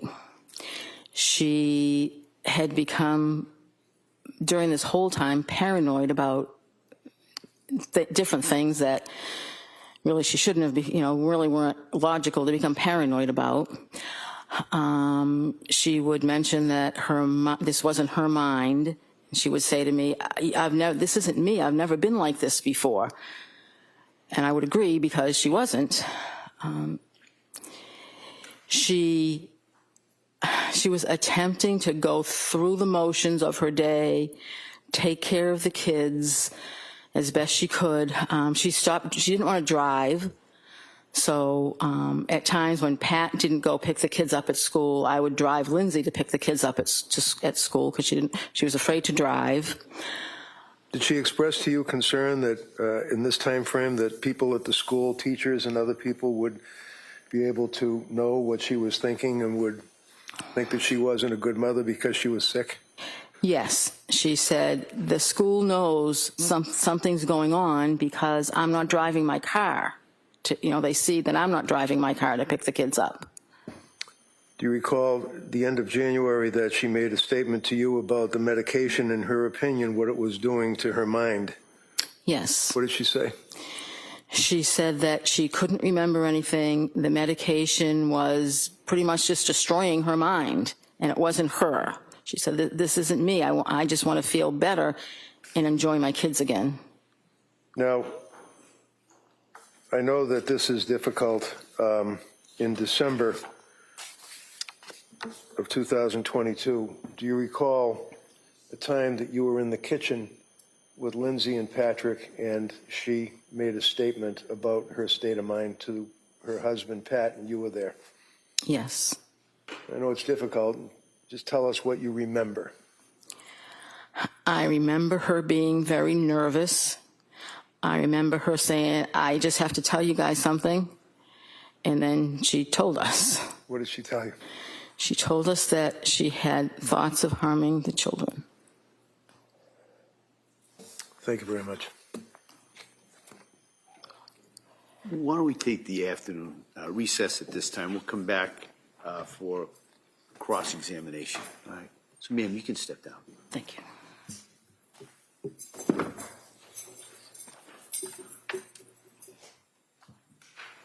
All right. So, members of the jury, we're going to take the break at this time. We expect to have you back about 2 o'clock. Okay? All rise, please. Jurors exiting.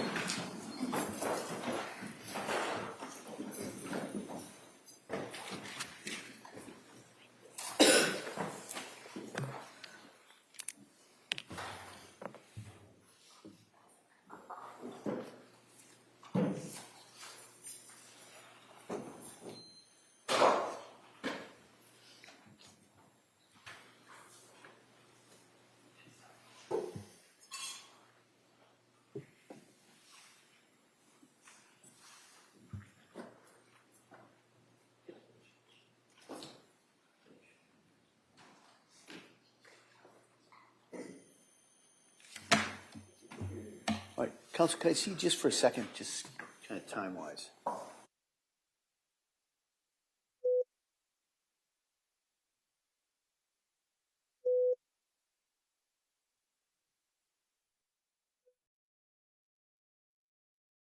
This court is back in session. You may be seated.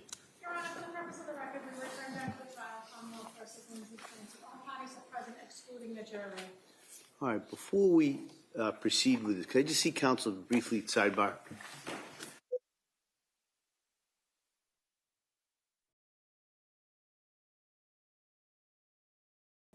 All right, so we ready for the jury? Yes.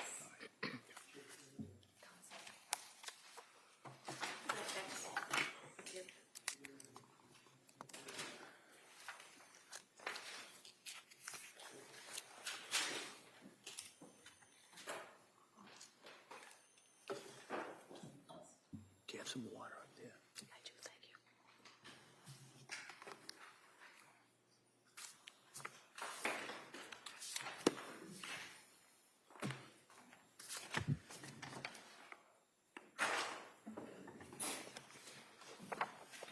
Court, all rise, please. Yours.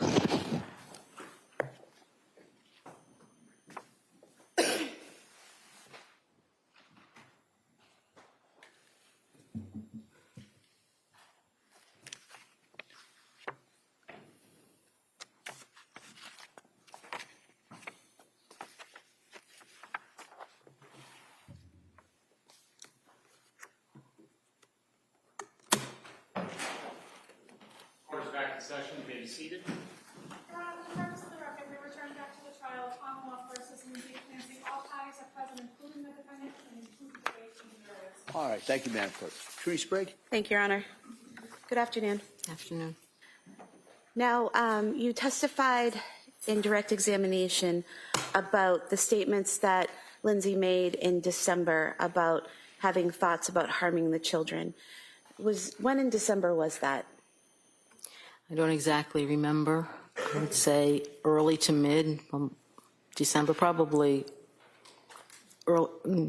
maybe earlier rather than mid-December, but I don't exactly remember when. Okay. And when she made the statement that she had thoughts of harming the children, did either you or Patrick ask her what she meant by that? I believe I remember Pat asking her if she felt like she couldn't be alone with the children, and she said no. And after she made those statements, did you have any thoughts about committing her? No. Did you have any thoughts about having her come stay with you in Connecticut away from the children? No. Were you concerned for the children's safety at that point in time? No, because I was there. And you were asked about some text messages in October, and those are now an exhibit, I believe. Exhibit 276. And so you talked about the text on the 20th when she asked you to come and she was having a hard time, right? Yes. A day before, on October 19th, she had sent you a different text message stating, "Hi, Mom, would you ever consider coming to stay with us for a couple days at a time to help with childcare so I can work?" And talking to a therapist and doing a lot of thinking, I actually think going to work will help me, but it's really hard with nurses' hours to get childcare that we need. I'm thinking if you could come like Sunday to mid-Tuesday, it'd be really helpful, just a thought. Do you remember that text the day before? Yes. And did you agree in a text message that you said I can come and help out? Yes. And then after that next day is when she said she was having trouble and wanted you there then, and you went that day, correct? But you said you were there for about a week, but there's a text on October 20th that's not included in this exhibit, where on October 24th at 2:36 p.m., you send a text to her saying, "How are things today?" And she responds, "Good." You remember that? Yes. So were you already home at that point when you were asking her how she was doing on the 24th? I must have been home at that point. I honestly don't remember. I was back and forth so many times. So the time frames, are really jumbled in my head as far as how long I stayed any particular time. And so you would go and help out when they asked you to, and then you would go home when things were calmed down a little bit. Is that right? Not exactly right. No? And she did say on the 24th that she was doing good that day, correct? I don't recall, but if that's what the text says, then Here you go, if you can look at it. yeah.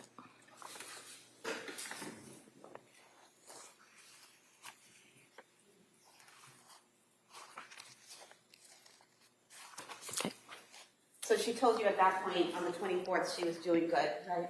correct. You could have this page marked as the next exhibit. Any objection? No. That may be marked. 277.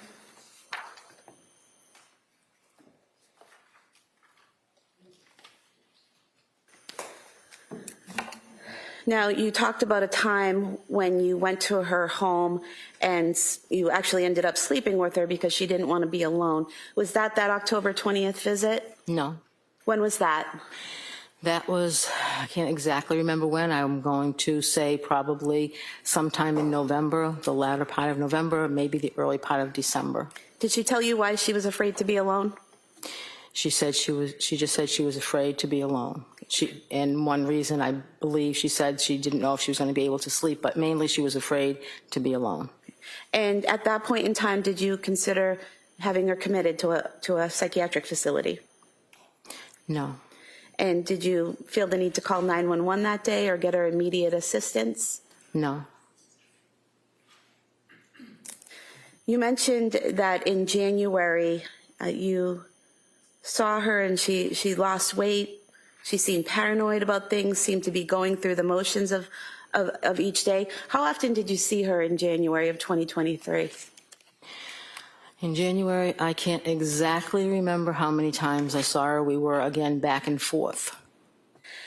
So we have Exhibit 238, which have all of your text messages with Lindsay in January of 2023. And I just want to go through some of them with you.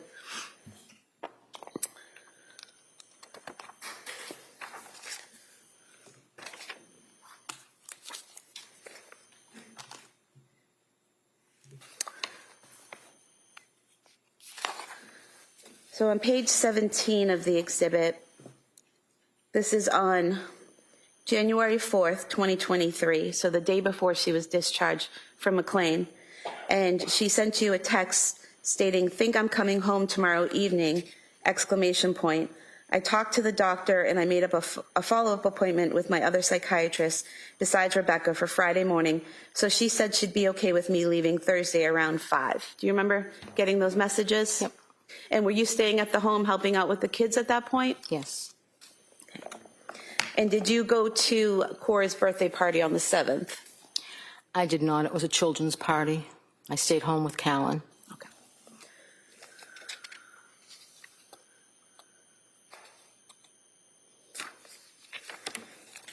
And do you recall when you went home? I don't recall. I'm looking at page 28, and there's a text from Lindsay on January 7th, 2023 at 7:02 p.m. to you where it says, "Make it home okay," and you said, "Yep." Does that make sense that you would have gone home on the 7th after the birthday party? Yes, if that's what the text says, yes. And then on page 29, we have text messages between yourself and Lindsay on January 8th, where you ask how things are going today, and she says, "Good, going to the Science Museum." You say, "Great, that will be fun. Sleep good last night." And she said, "I actually did, with less Ativan, so that was good." Do you remember that? I don't recall the exact text messages. Do you recall her texting you about going to the Science Museum? No, I don't recall that. Do you think looking at them might help? Sure. I'm going to show you page 29 and then page 30.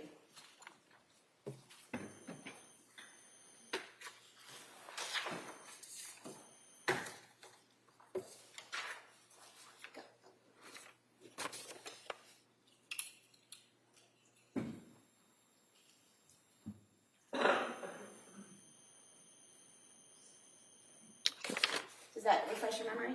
That's what the text says, yes.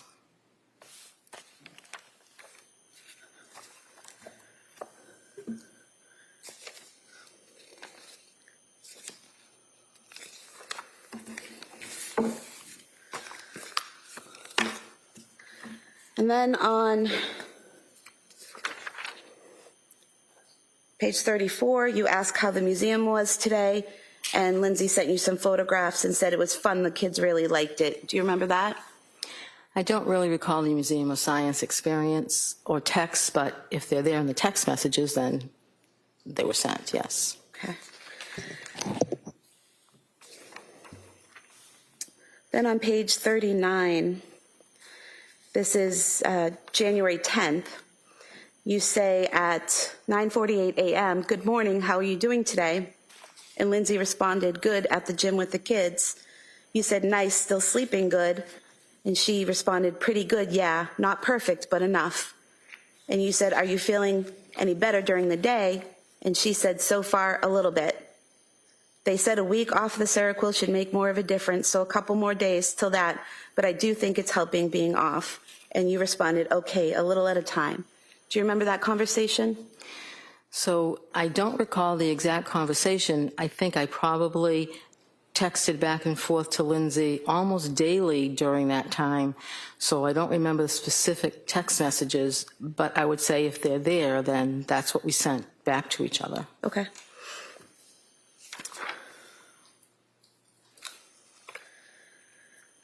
And then there were further text messages that day.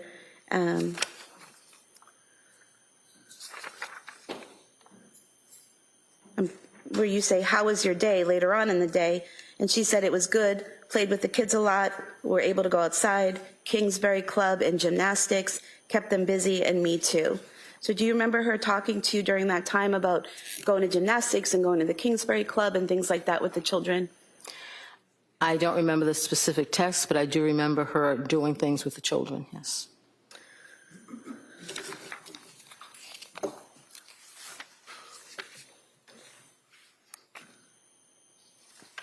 Then on January 11th, the following day, you sent a text, excuse me, "How are you feeling today?" And she responded with a photo of Callan drinking out of a Mary Lou's cup, saying, "We have another Mary Lou's fan." And you said, "Decaf looks like he's enjoying it." And then later on, you asked again, "How are you doing today?" And she said, "Hi, Mom, doing all right. Nothing new, really, just taking it day by day." You said, "Still feeling a little better." And she said, "A little bit." You said, "Sleeping okay." She said, "Not great last night because Cora was up with a bellyache." Do you remember that? So again, we texted so many times, daily, twice daily, maybe 3 times daily. So I can't say that I remember the specific text. I do remember the picture of Callan with the Mary Lou cup because that stands out in my mind. But the specific text going back and forth, we just did it so often that I can't say I remember the specific text you're reading back to me. Okay. But again, if they were there, then we sent them. Right. And do you remember Lindsay, talking to you about Cora having stomach issues during the month of January? Yes. Some belly aches off and on? Yes.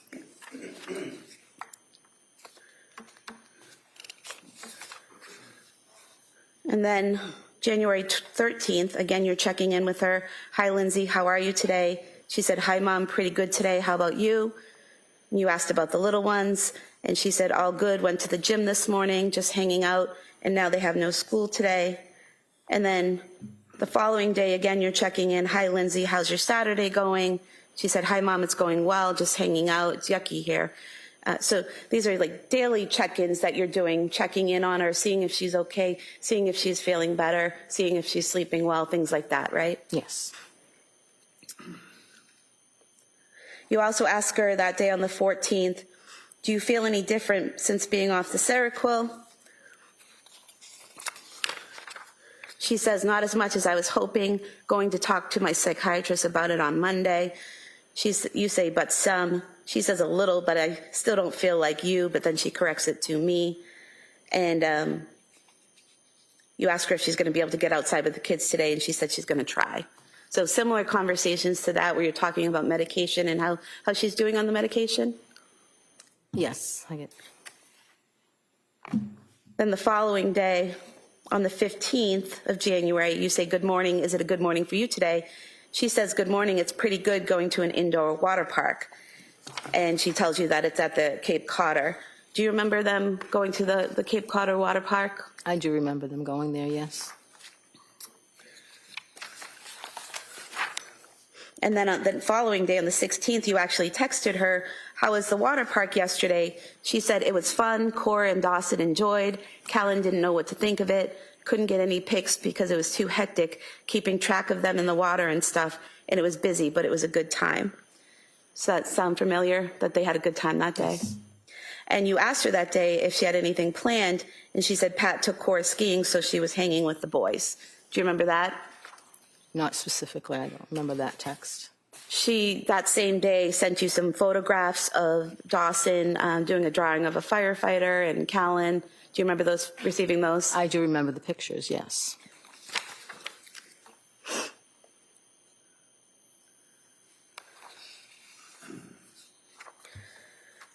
Then the following day, again, you're checking in every day. You say, you feeling better? She says, a little bit. You said, still taking the same medication. She said, yes, about to have an appointment with her psychiatrist. You said, let me know how it goes. And she said, okay. And then she responds back after her appointment.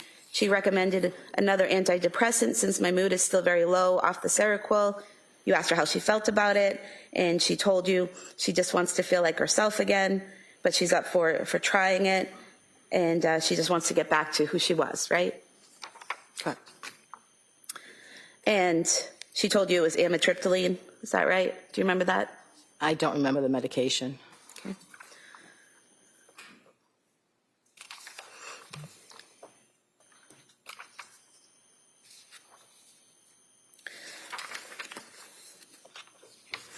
Then on the 18th, January 18th, again, you're reaching out. And she says, hi, Mom, I'm doing all right. How about you?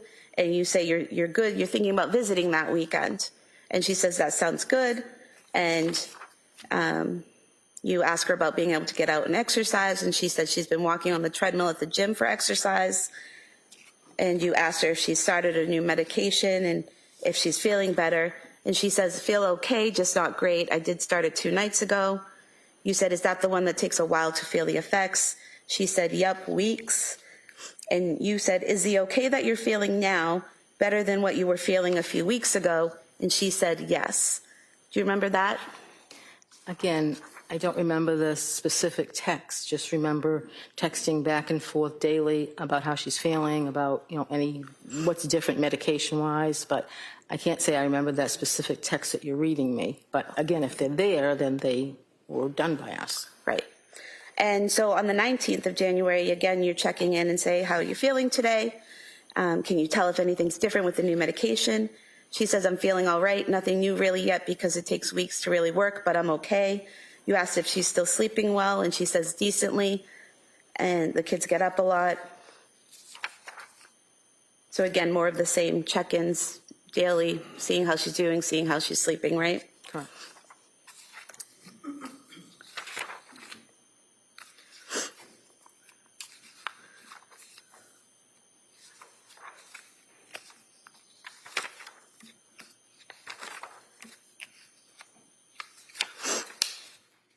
And then on the 20th, you reach out, is it pizza and movie night? She says just pizza and playing. And you tell her you're leaving at 9, bringing dessert for the kids. And she says, sounds great. So you're talking about your visit that weekend. Is that right? Yes.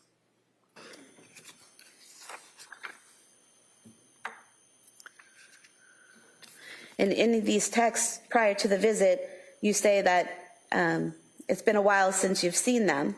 So it sounds like from these texts, you're checking in with her every day from January 7th, 2023, all the way up to your visit on January 21st, 2023. You're checking in with her. So you're at home in Connecticut from the 7th until the 21st. Correct. And then on the 22nd, that Sunday, Lindsay, Pat, and the older kids, they go to the Carney's house for that bonfire and get together, and you stayed home with Callan, right? Correct. And then after After they get home, you and your husband left, is that correct? Yes. And on the way home, you texted on January 22nd, 2023 at 7:55 p.m., enjoyed seeing everyone this weekend. Nice to see you doing better. Is that correct? If that's what that says, yes, that's correct. I don't exactly remember the text, but yes, if that's what it says, yes. So from your text, not saying she was doing great, but she was doing better than she was, according to your text, or appeared to be. The text from me was meant to encourage her because I didn't think it did any good to discourage her. So the text was meant not necessarily what I actually observed that weekend, but it was meant to encourage her because I was encouraging her to do things with the kids to kind of try to get back to normal. So it's not necessarily a representation of exactly what I observed that weekend. But that weekend, she was able to go to a friend's house with the older kids and Pat and spend a few hours there, correct? Correct. And she was able to do activities and hang out with you and your husband. There's a photograph and evidence of the two of you sitting on the couch smiling and hanging out together. So you were able to interact with her, correct? Correct. The photograph was taken by Cora because Cora wanted to use my phone and take her picture. So Lindsay and I were going to put a smile on our face and let Cora take a picture. Yes. But again, there was other observations I made that weekend, but it was not, I didn't think it was in Lindsay's best interest to discourage her or point out those because she was making every attempt to feel better and to do things to make herself feel better. So as a mother, I was encouraging her. Well, you didn't say, I hope you feel better, or you're going to get there, or you're doing it. You actually said, nice to see you doing better, correct? That's what you wrote? Those were my encouraging words, yes. And from January 7th up through January 22nd, Lindsay repeatedly told you she was doing okay, she was feeling a little bit better. Not completely better, not 100%, but she kept telling you, I feel a little bit better, I feel a little bit better. You even asked her, is the better you're feeling now better than a few weeks ago? And she said yes, correct? That's correct without my observation of her. And what she was responding to you in text, correct? Correct.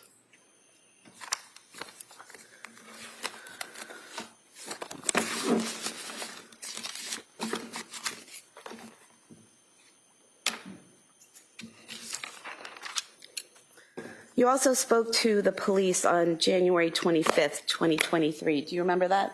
I do.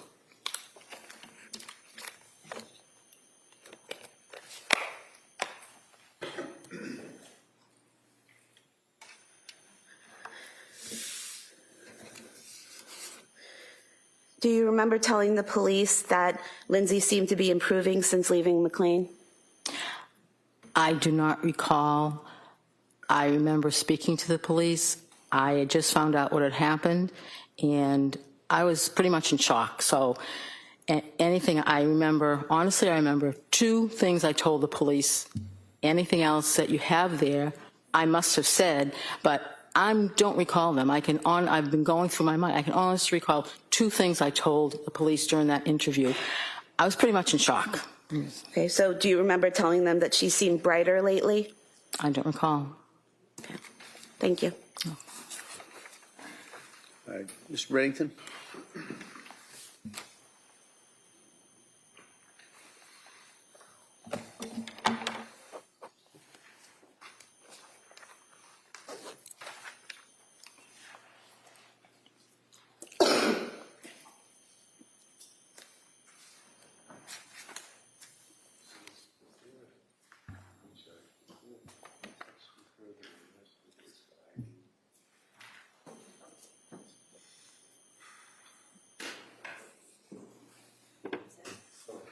What do you want?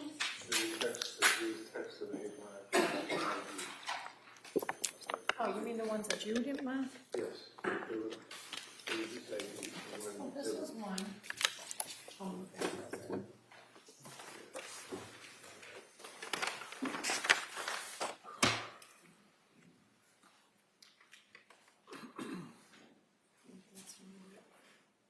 That's all right. I can check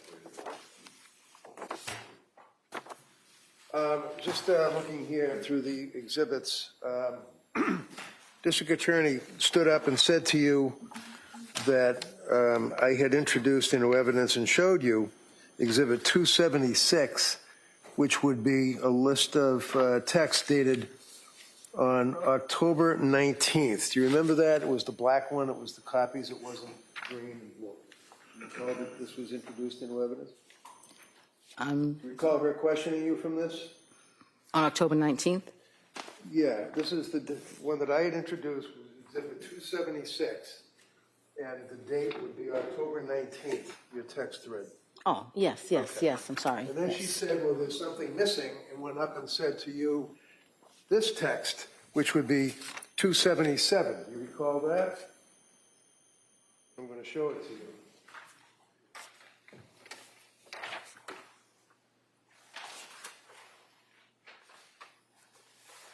Yes. Okay. So what I had introduced was a text thread from October 19th up through and including October 20th. Is that fair to say? Right there? Yes. Okay. And the reason I introduced this is because we had introduced earlier, like a whole lot of pages text. And I wanted to focus on the text thread where she said, Mommy, can you stay? Objection. Sustained. So when the district attorney suggested that there's something missing, like I left it out or something, is it fair to say that Exhibit 277 is a totally different date? Look at the date. What is the date that the DA is talking about? You see it on there?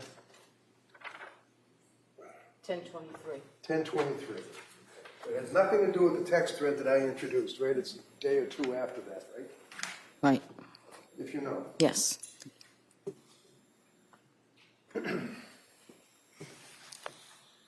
Now, we had introduced into evidence also the Celebrate record as Exhibit 238 that the state police for the district attorney's office had printed out.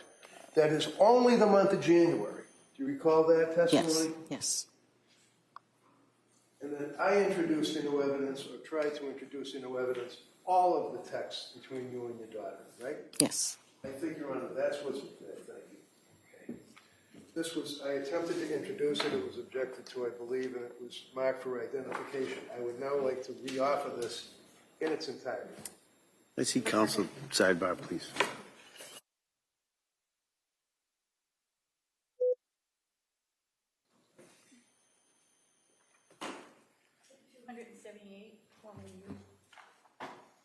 Thank you very much. That's all I have. Aye.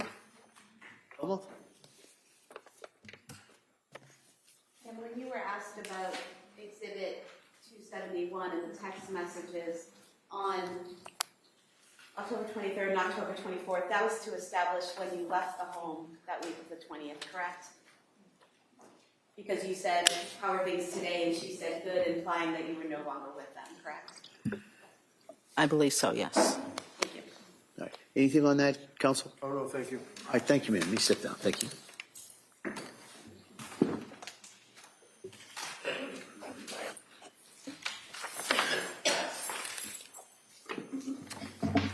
All right, defendant. Yes. I call Dr. Welcome.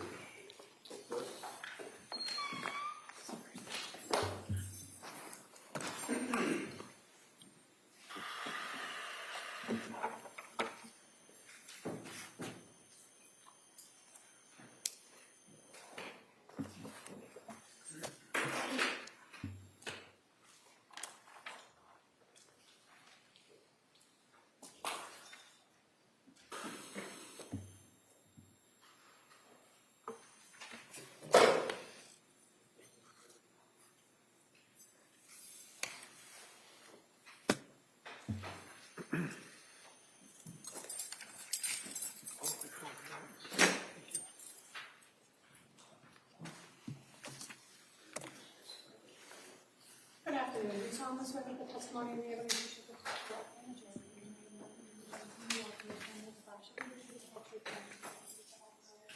Thank you, sir. You can have a seat. All right, good afternoon. All right, Mr. Rankin, why don't you hold off? I'm going to give an instruction. Oh, sure. At this point. Yep. So, members of the jury, I just want to give you an instruction. It's one I probably should have given a little bit earlier in the trial as well. It's going to apply to this witness. It applies to a number of witnesses who testified earlier, and it's going to apply to a number of witnesses who testify after. And it's in regards to expert witnesses. All right. So, generally, in cases that are tried in our courts, witnesses may testify only to facts that are within their own personal knowledge. Right? That's things that they've personally seen, heard, or felt. However, in a variety of cases, issues arise that are beyond the experiences of laypersons. In those type of cases, we allow a person with specialized training or experience called an expert witness to testify, and to testify not only to facts but also to opinions and the reasons for their opinions on issues that are within that witness's field of expertise and are relevant material to the case. Because a particular witness has specialized training and experience in their field, does not put that witness on a higher level than any other witness, and you are to treat the so-called expert witness just like you would treat any other witness. In other words, as with any other witness, it's completely up to you to decide whether you accept the testimony of any expert witness, including the opinions that they give. It's also entirely up to you to decide whether you accept the facts that are relied on by the expert, and to decide what conclusions, if any, you draw from the witness's testimony. You're free to reject the testimony and opinion of such a witness in whole or in part if you determine that the opinion is not based on sufficient education or experience, that the testimony of the witness is motivated by some bias or interest in the case. You must keep firmly in mind that you alone decide what the facts are. So if you conclude that an expert's opinion is not based on the facts as you find those facts to be, then you may reject the testimony and the opinion of the expert in whole or in part. You must remember that expert witnesses do not decide cases, juries do. So in the last analysis, an expert witness is like any other witness in the sense that you alone make the judgment about how much credibility and weight you give to that expert's testimony and what conclusions you draw from the testimony. All right? And I'll go into that a little bit more at the end when I go into the more extensive instructions that I'll give you at the end of the trial. All right. All right, Mr. Rankin. Afternoon. Afternoon. Can you tell us your name and spell your name? It's Michael Wolfovich. It's V as in Victor, U-L, F as in Frank, O, V as in Victor, I-C-H. And what do you do for work, sir? I'm an emergency medicine doctor. I work full-time at Newton Wellesley Hospital. Newton Wellesley? Yes. And can you tell us are you board certified, sir? I am. I'm board certified in emergency medicine. And that would be by the American Board of Emergency Medicine? Correct. And how long have you been practicing emergency medicine? I did 3 years of residency, and this is my 13th year as a full-time attending. And you're presently employed, where is it? Newton Wellesley Hospital primarily, and then I do some additional shifts at Emerson Hospital in Concord. How about medical school? Where'd you go to med school? St. Louis University School of Medicine. And what year did you graduate? 2011. Obviously licensed in the Commonwealth. Yes, sir. In the course of your training and experience, sir, do you work full-time in a particular field of medicine? Just emergency medicine. So basically we see any and all comers, anything from ankle sprains to traumas. Okay. Did I ask you to review some documents regarding this particular case involving Lindsay Clancy? You did. You asked me to review the... Very what you reviewed. Oh, sorry. You asked me to review the photos from the crime scene and then the emergency medical records from South Shore Hospital, Brigham and Women's Hospital, and then the records from her hospital stay at Brigham and Women's Hospital. So in reviewing all of those various hospital records, sir, you're aware that on January 24th of 2023, she initially was transported to South Shore Hospital. Is that correct? Yes, sir. And can you tell the jurors what's treatment she received at the South Shore Hospital briefly? So she arrived with a GCS of 10, meaning she was not really very responsive. Let me interrupt you just because that, what did you say, a G6? GCS, Glasgow Coma Scale. Okay, slow down, because I don't understand. What is a GCS? It's a Glasgow Coma Scale. It's a series of things that we look at to determine how responsive somebody is whether their eyes are opening spontaneously, whether they're able to speak on their own, and whether you're able to understand what they're saying, and then how much, if at all, they're moving, whether they're moving spontaneously, whether they can follow commands, that kind of thing. Okay. So the Glasgow Coma Scale GCS of 10, what does that tell you as an emergency room doctor? Tells us that she was not very responsive on arrival. It sounds like she was not speaking intelligibly, and the doctors at South Shore Hospital were concerned about her ability to maintain her own airway and made the decision to intubate her, which means putting a breathing tube down her throat into her lungs and placing her on a ventilator and sedating her. Was she also, what would be, I guess, referred to as hypothermic? She was. What does that mean? Means that her body temperature was below what's considered normal. So in her case, her core body temperature was, I believe, 82.1 degrees, which would put her into severe hypothermia. And did you note that she was tachycardic and hypotensive? Yes. What did that mean? So it means that her heart rate was above 100, and hypotensive means that her blood pressure was below what is considered normal. And South Shore Hospital, were they able to stabilize her? It sounds like they were able to stabilize her by placing a breathing tube in her neck, in her throat, to help with her breathing. And then they basically proceeded to obtain a bunch of imaging, started her on medications to sedate her and artificially raise her blood pressure. They started working on rewarming her. And then in conjunction with the trauma team there, they made the decision that she would be better served at a hospital with a higher level of care. Okay. And can you tell us what the injuries were that she presented herself with to the South Shore Hospital? So there were multiple injuries. She had lacerations to bilateral wrists. When you say lateral, what does that mean? Bilateral, both sides. So she had a laceration both to her left wrist and to her right wrist, and then multiple superficial lacerations as well. And then she also had multiple superficial lacerations to both sides of her neck, the front of her neck, and 2 deeper lacerations to the sides of her neck. So when you say superficial lacerations and then deeper lacerations, do you recall, what's the standard? What do you look for in something like that? So it's tough. Everybody will describe them a little bit differently. In her case, I would describe multiple superficial lacerations, which would typically mean kind of scrapes on the surface of the skin, nothing that actually gets through the full thickness of the skin. And then she also had full thickness lacerations, meaning that she made it all the way through the skin into the subcutaneous tissue, the fatty tissue. And then you would need to describe it further if any additional structures were injured, which in her case they were not. Now, in your experience for a number of years in the emergency room, have you had occasion to treat people that have tried to commit suicide or successfully committed suicide by cutting their throat? Multiple times. Multiple times. And can you tell us, in your opinion, to a reasonable degree of medical certainty, sir, as to whether or not this injury or these injuries that you observe were consistent with what you've seen in other suicide attempts? Sustained. Well, can you tell us, did that look like an effort to pretend or fake a suicide? Sustained. Well, when you looked at the injuries, did you make a determination that they appeared to have some impact on the human body of Ms. Clancy? Yes. What was that? They were consistent with self-injurious behavior. The intent, I can't gauge, but... Anything further? Okay.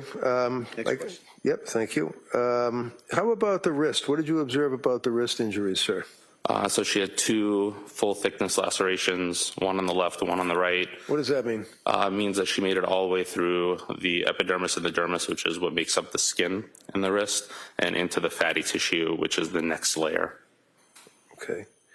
Are you familiar in your experience, sir, with hesitation wounds in a suicide attempt? Yes, to some extent. What does that mean? Means typically that they're more kind of subtle, weaker attempts to hurt yourself, not necessarily anything that's going to be deep to the structures of the skin, but more just scrapes along the surface. Okay, and you noticed some of those on the neck area as well, is that correct? There were multiple of those on both the neck and the wrists. As it relates to the injuries to the wrists, did you observe any vascular structures or penetration of the cervical, the fascia? There was not. Okay. What other injuries did you recall from reviewing the medical records? So she also had multiple fractures in her cervical spine, which are the vertebrae that make up her neck, including what's called a burst fracture of C1, and then other fractures of C4. She also had fractures of multiple levels of the thoracic spine. I believe she had multiple transverse process fractures on both the right and left. What does that mean, transverse fractures? Transverse processes are lateral projections, basically projections that go sideways off of the bone that allow the ribs to articulate, connect with the spine, and they also allow muscles to connect, and they help support the basically overall ring structure of the spinal canal. And was she then transported by med flight or life flight to a Boston hospital? She was. What does that tell you as an emergency surgeon when someone's transported by med flight or life flight? Typically means that her injuries are felt to be severe enough that she needs immediate intervention and further treatment, that the hospital that is basically necessitating the transport is saying that they cannot provide at their facility. She was then transported to what hospital? Brigham and Women's Hospital in Boston. She was admitted to what unit? Surgical ICU. And you had a chance to review all those medical records as well? I did. Did she suffer a particular event that night that you recall from looking at the records? She did shortly after arriving in the surgical ICU. It sounds like they were moving her, and when they moved her, they noticed that her blood pressure dropped, her pulse became faint, and subsequently she actually suffered a complete cardiac arrest and required 2 rounds of cardiopulmonary resuscitation with compressions and medications before she was able to be revived. And she also, to your knowledge, had suffered significant hemorrhage and had to have a fairly massive blood transfusion? Yes, they placed chest tubes, which are basically plastic tubes that go into the chest cavity on both sides, and had about 300 cc's of blood come out from each side, and there was also noted to be significant hemorrhage around the spine and into the mediastinum, which is the portion of the chest that houses a lot of the organs like your esophagus, your trachea, blood vessels, that kind of thing. Now, if there's a fracture or a serious fracture to, I believe it's C1, does that interfere possibly with a person's ability to breathe? It does. And how does that work? So if you have a fracture that affects the spinal cord above a certain level, typically above the 3rd cervical vertebrae, it basically removes your ability to initiate breathing on your own.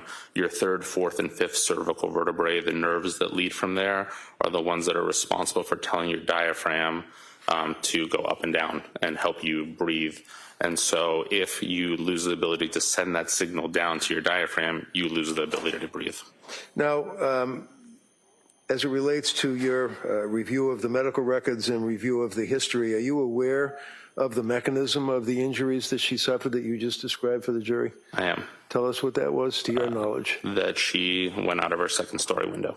And going out of the window, obviously, did she strike the ground? Or? She did. And that caused the injuries, the mechanism of injury? Yes, it's consistent with all of her injuries.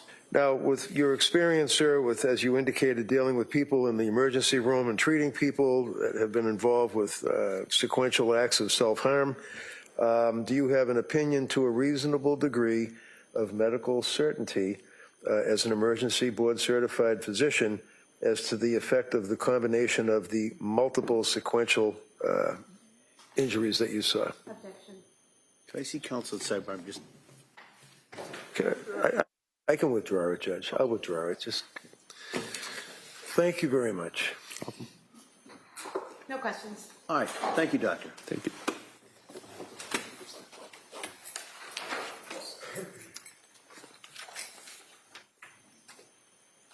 All right. Counsel, now could I see it sidebar? Okay.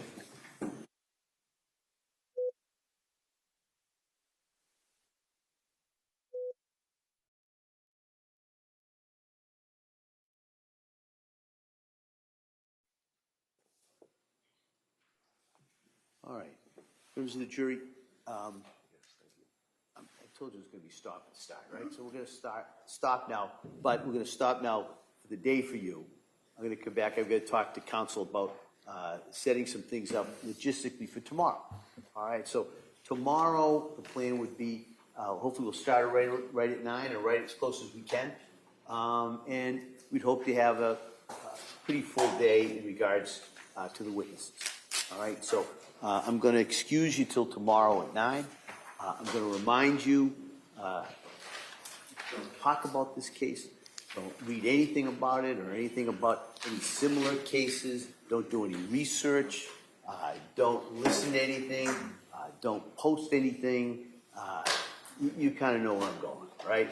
So I'm going to ask you to follow those instructions again. I'm going to give you those questions, and I hope you have a nice evening. We'll see you tomorrow morning. Okay? Thank you. All rise, please, for your executive.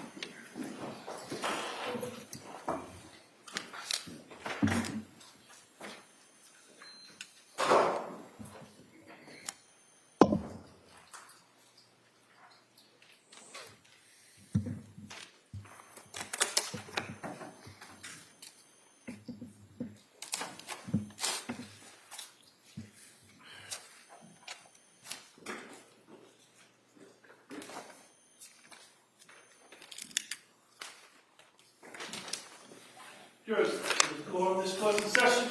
Please seated. Hey, Counsel, I see you sidebar just really in regards to tomorrow. Not very long.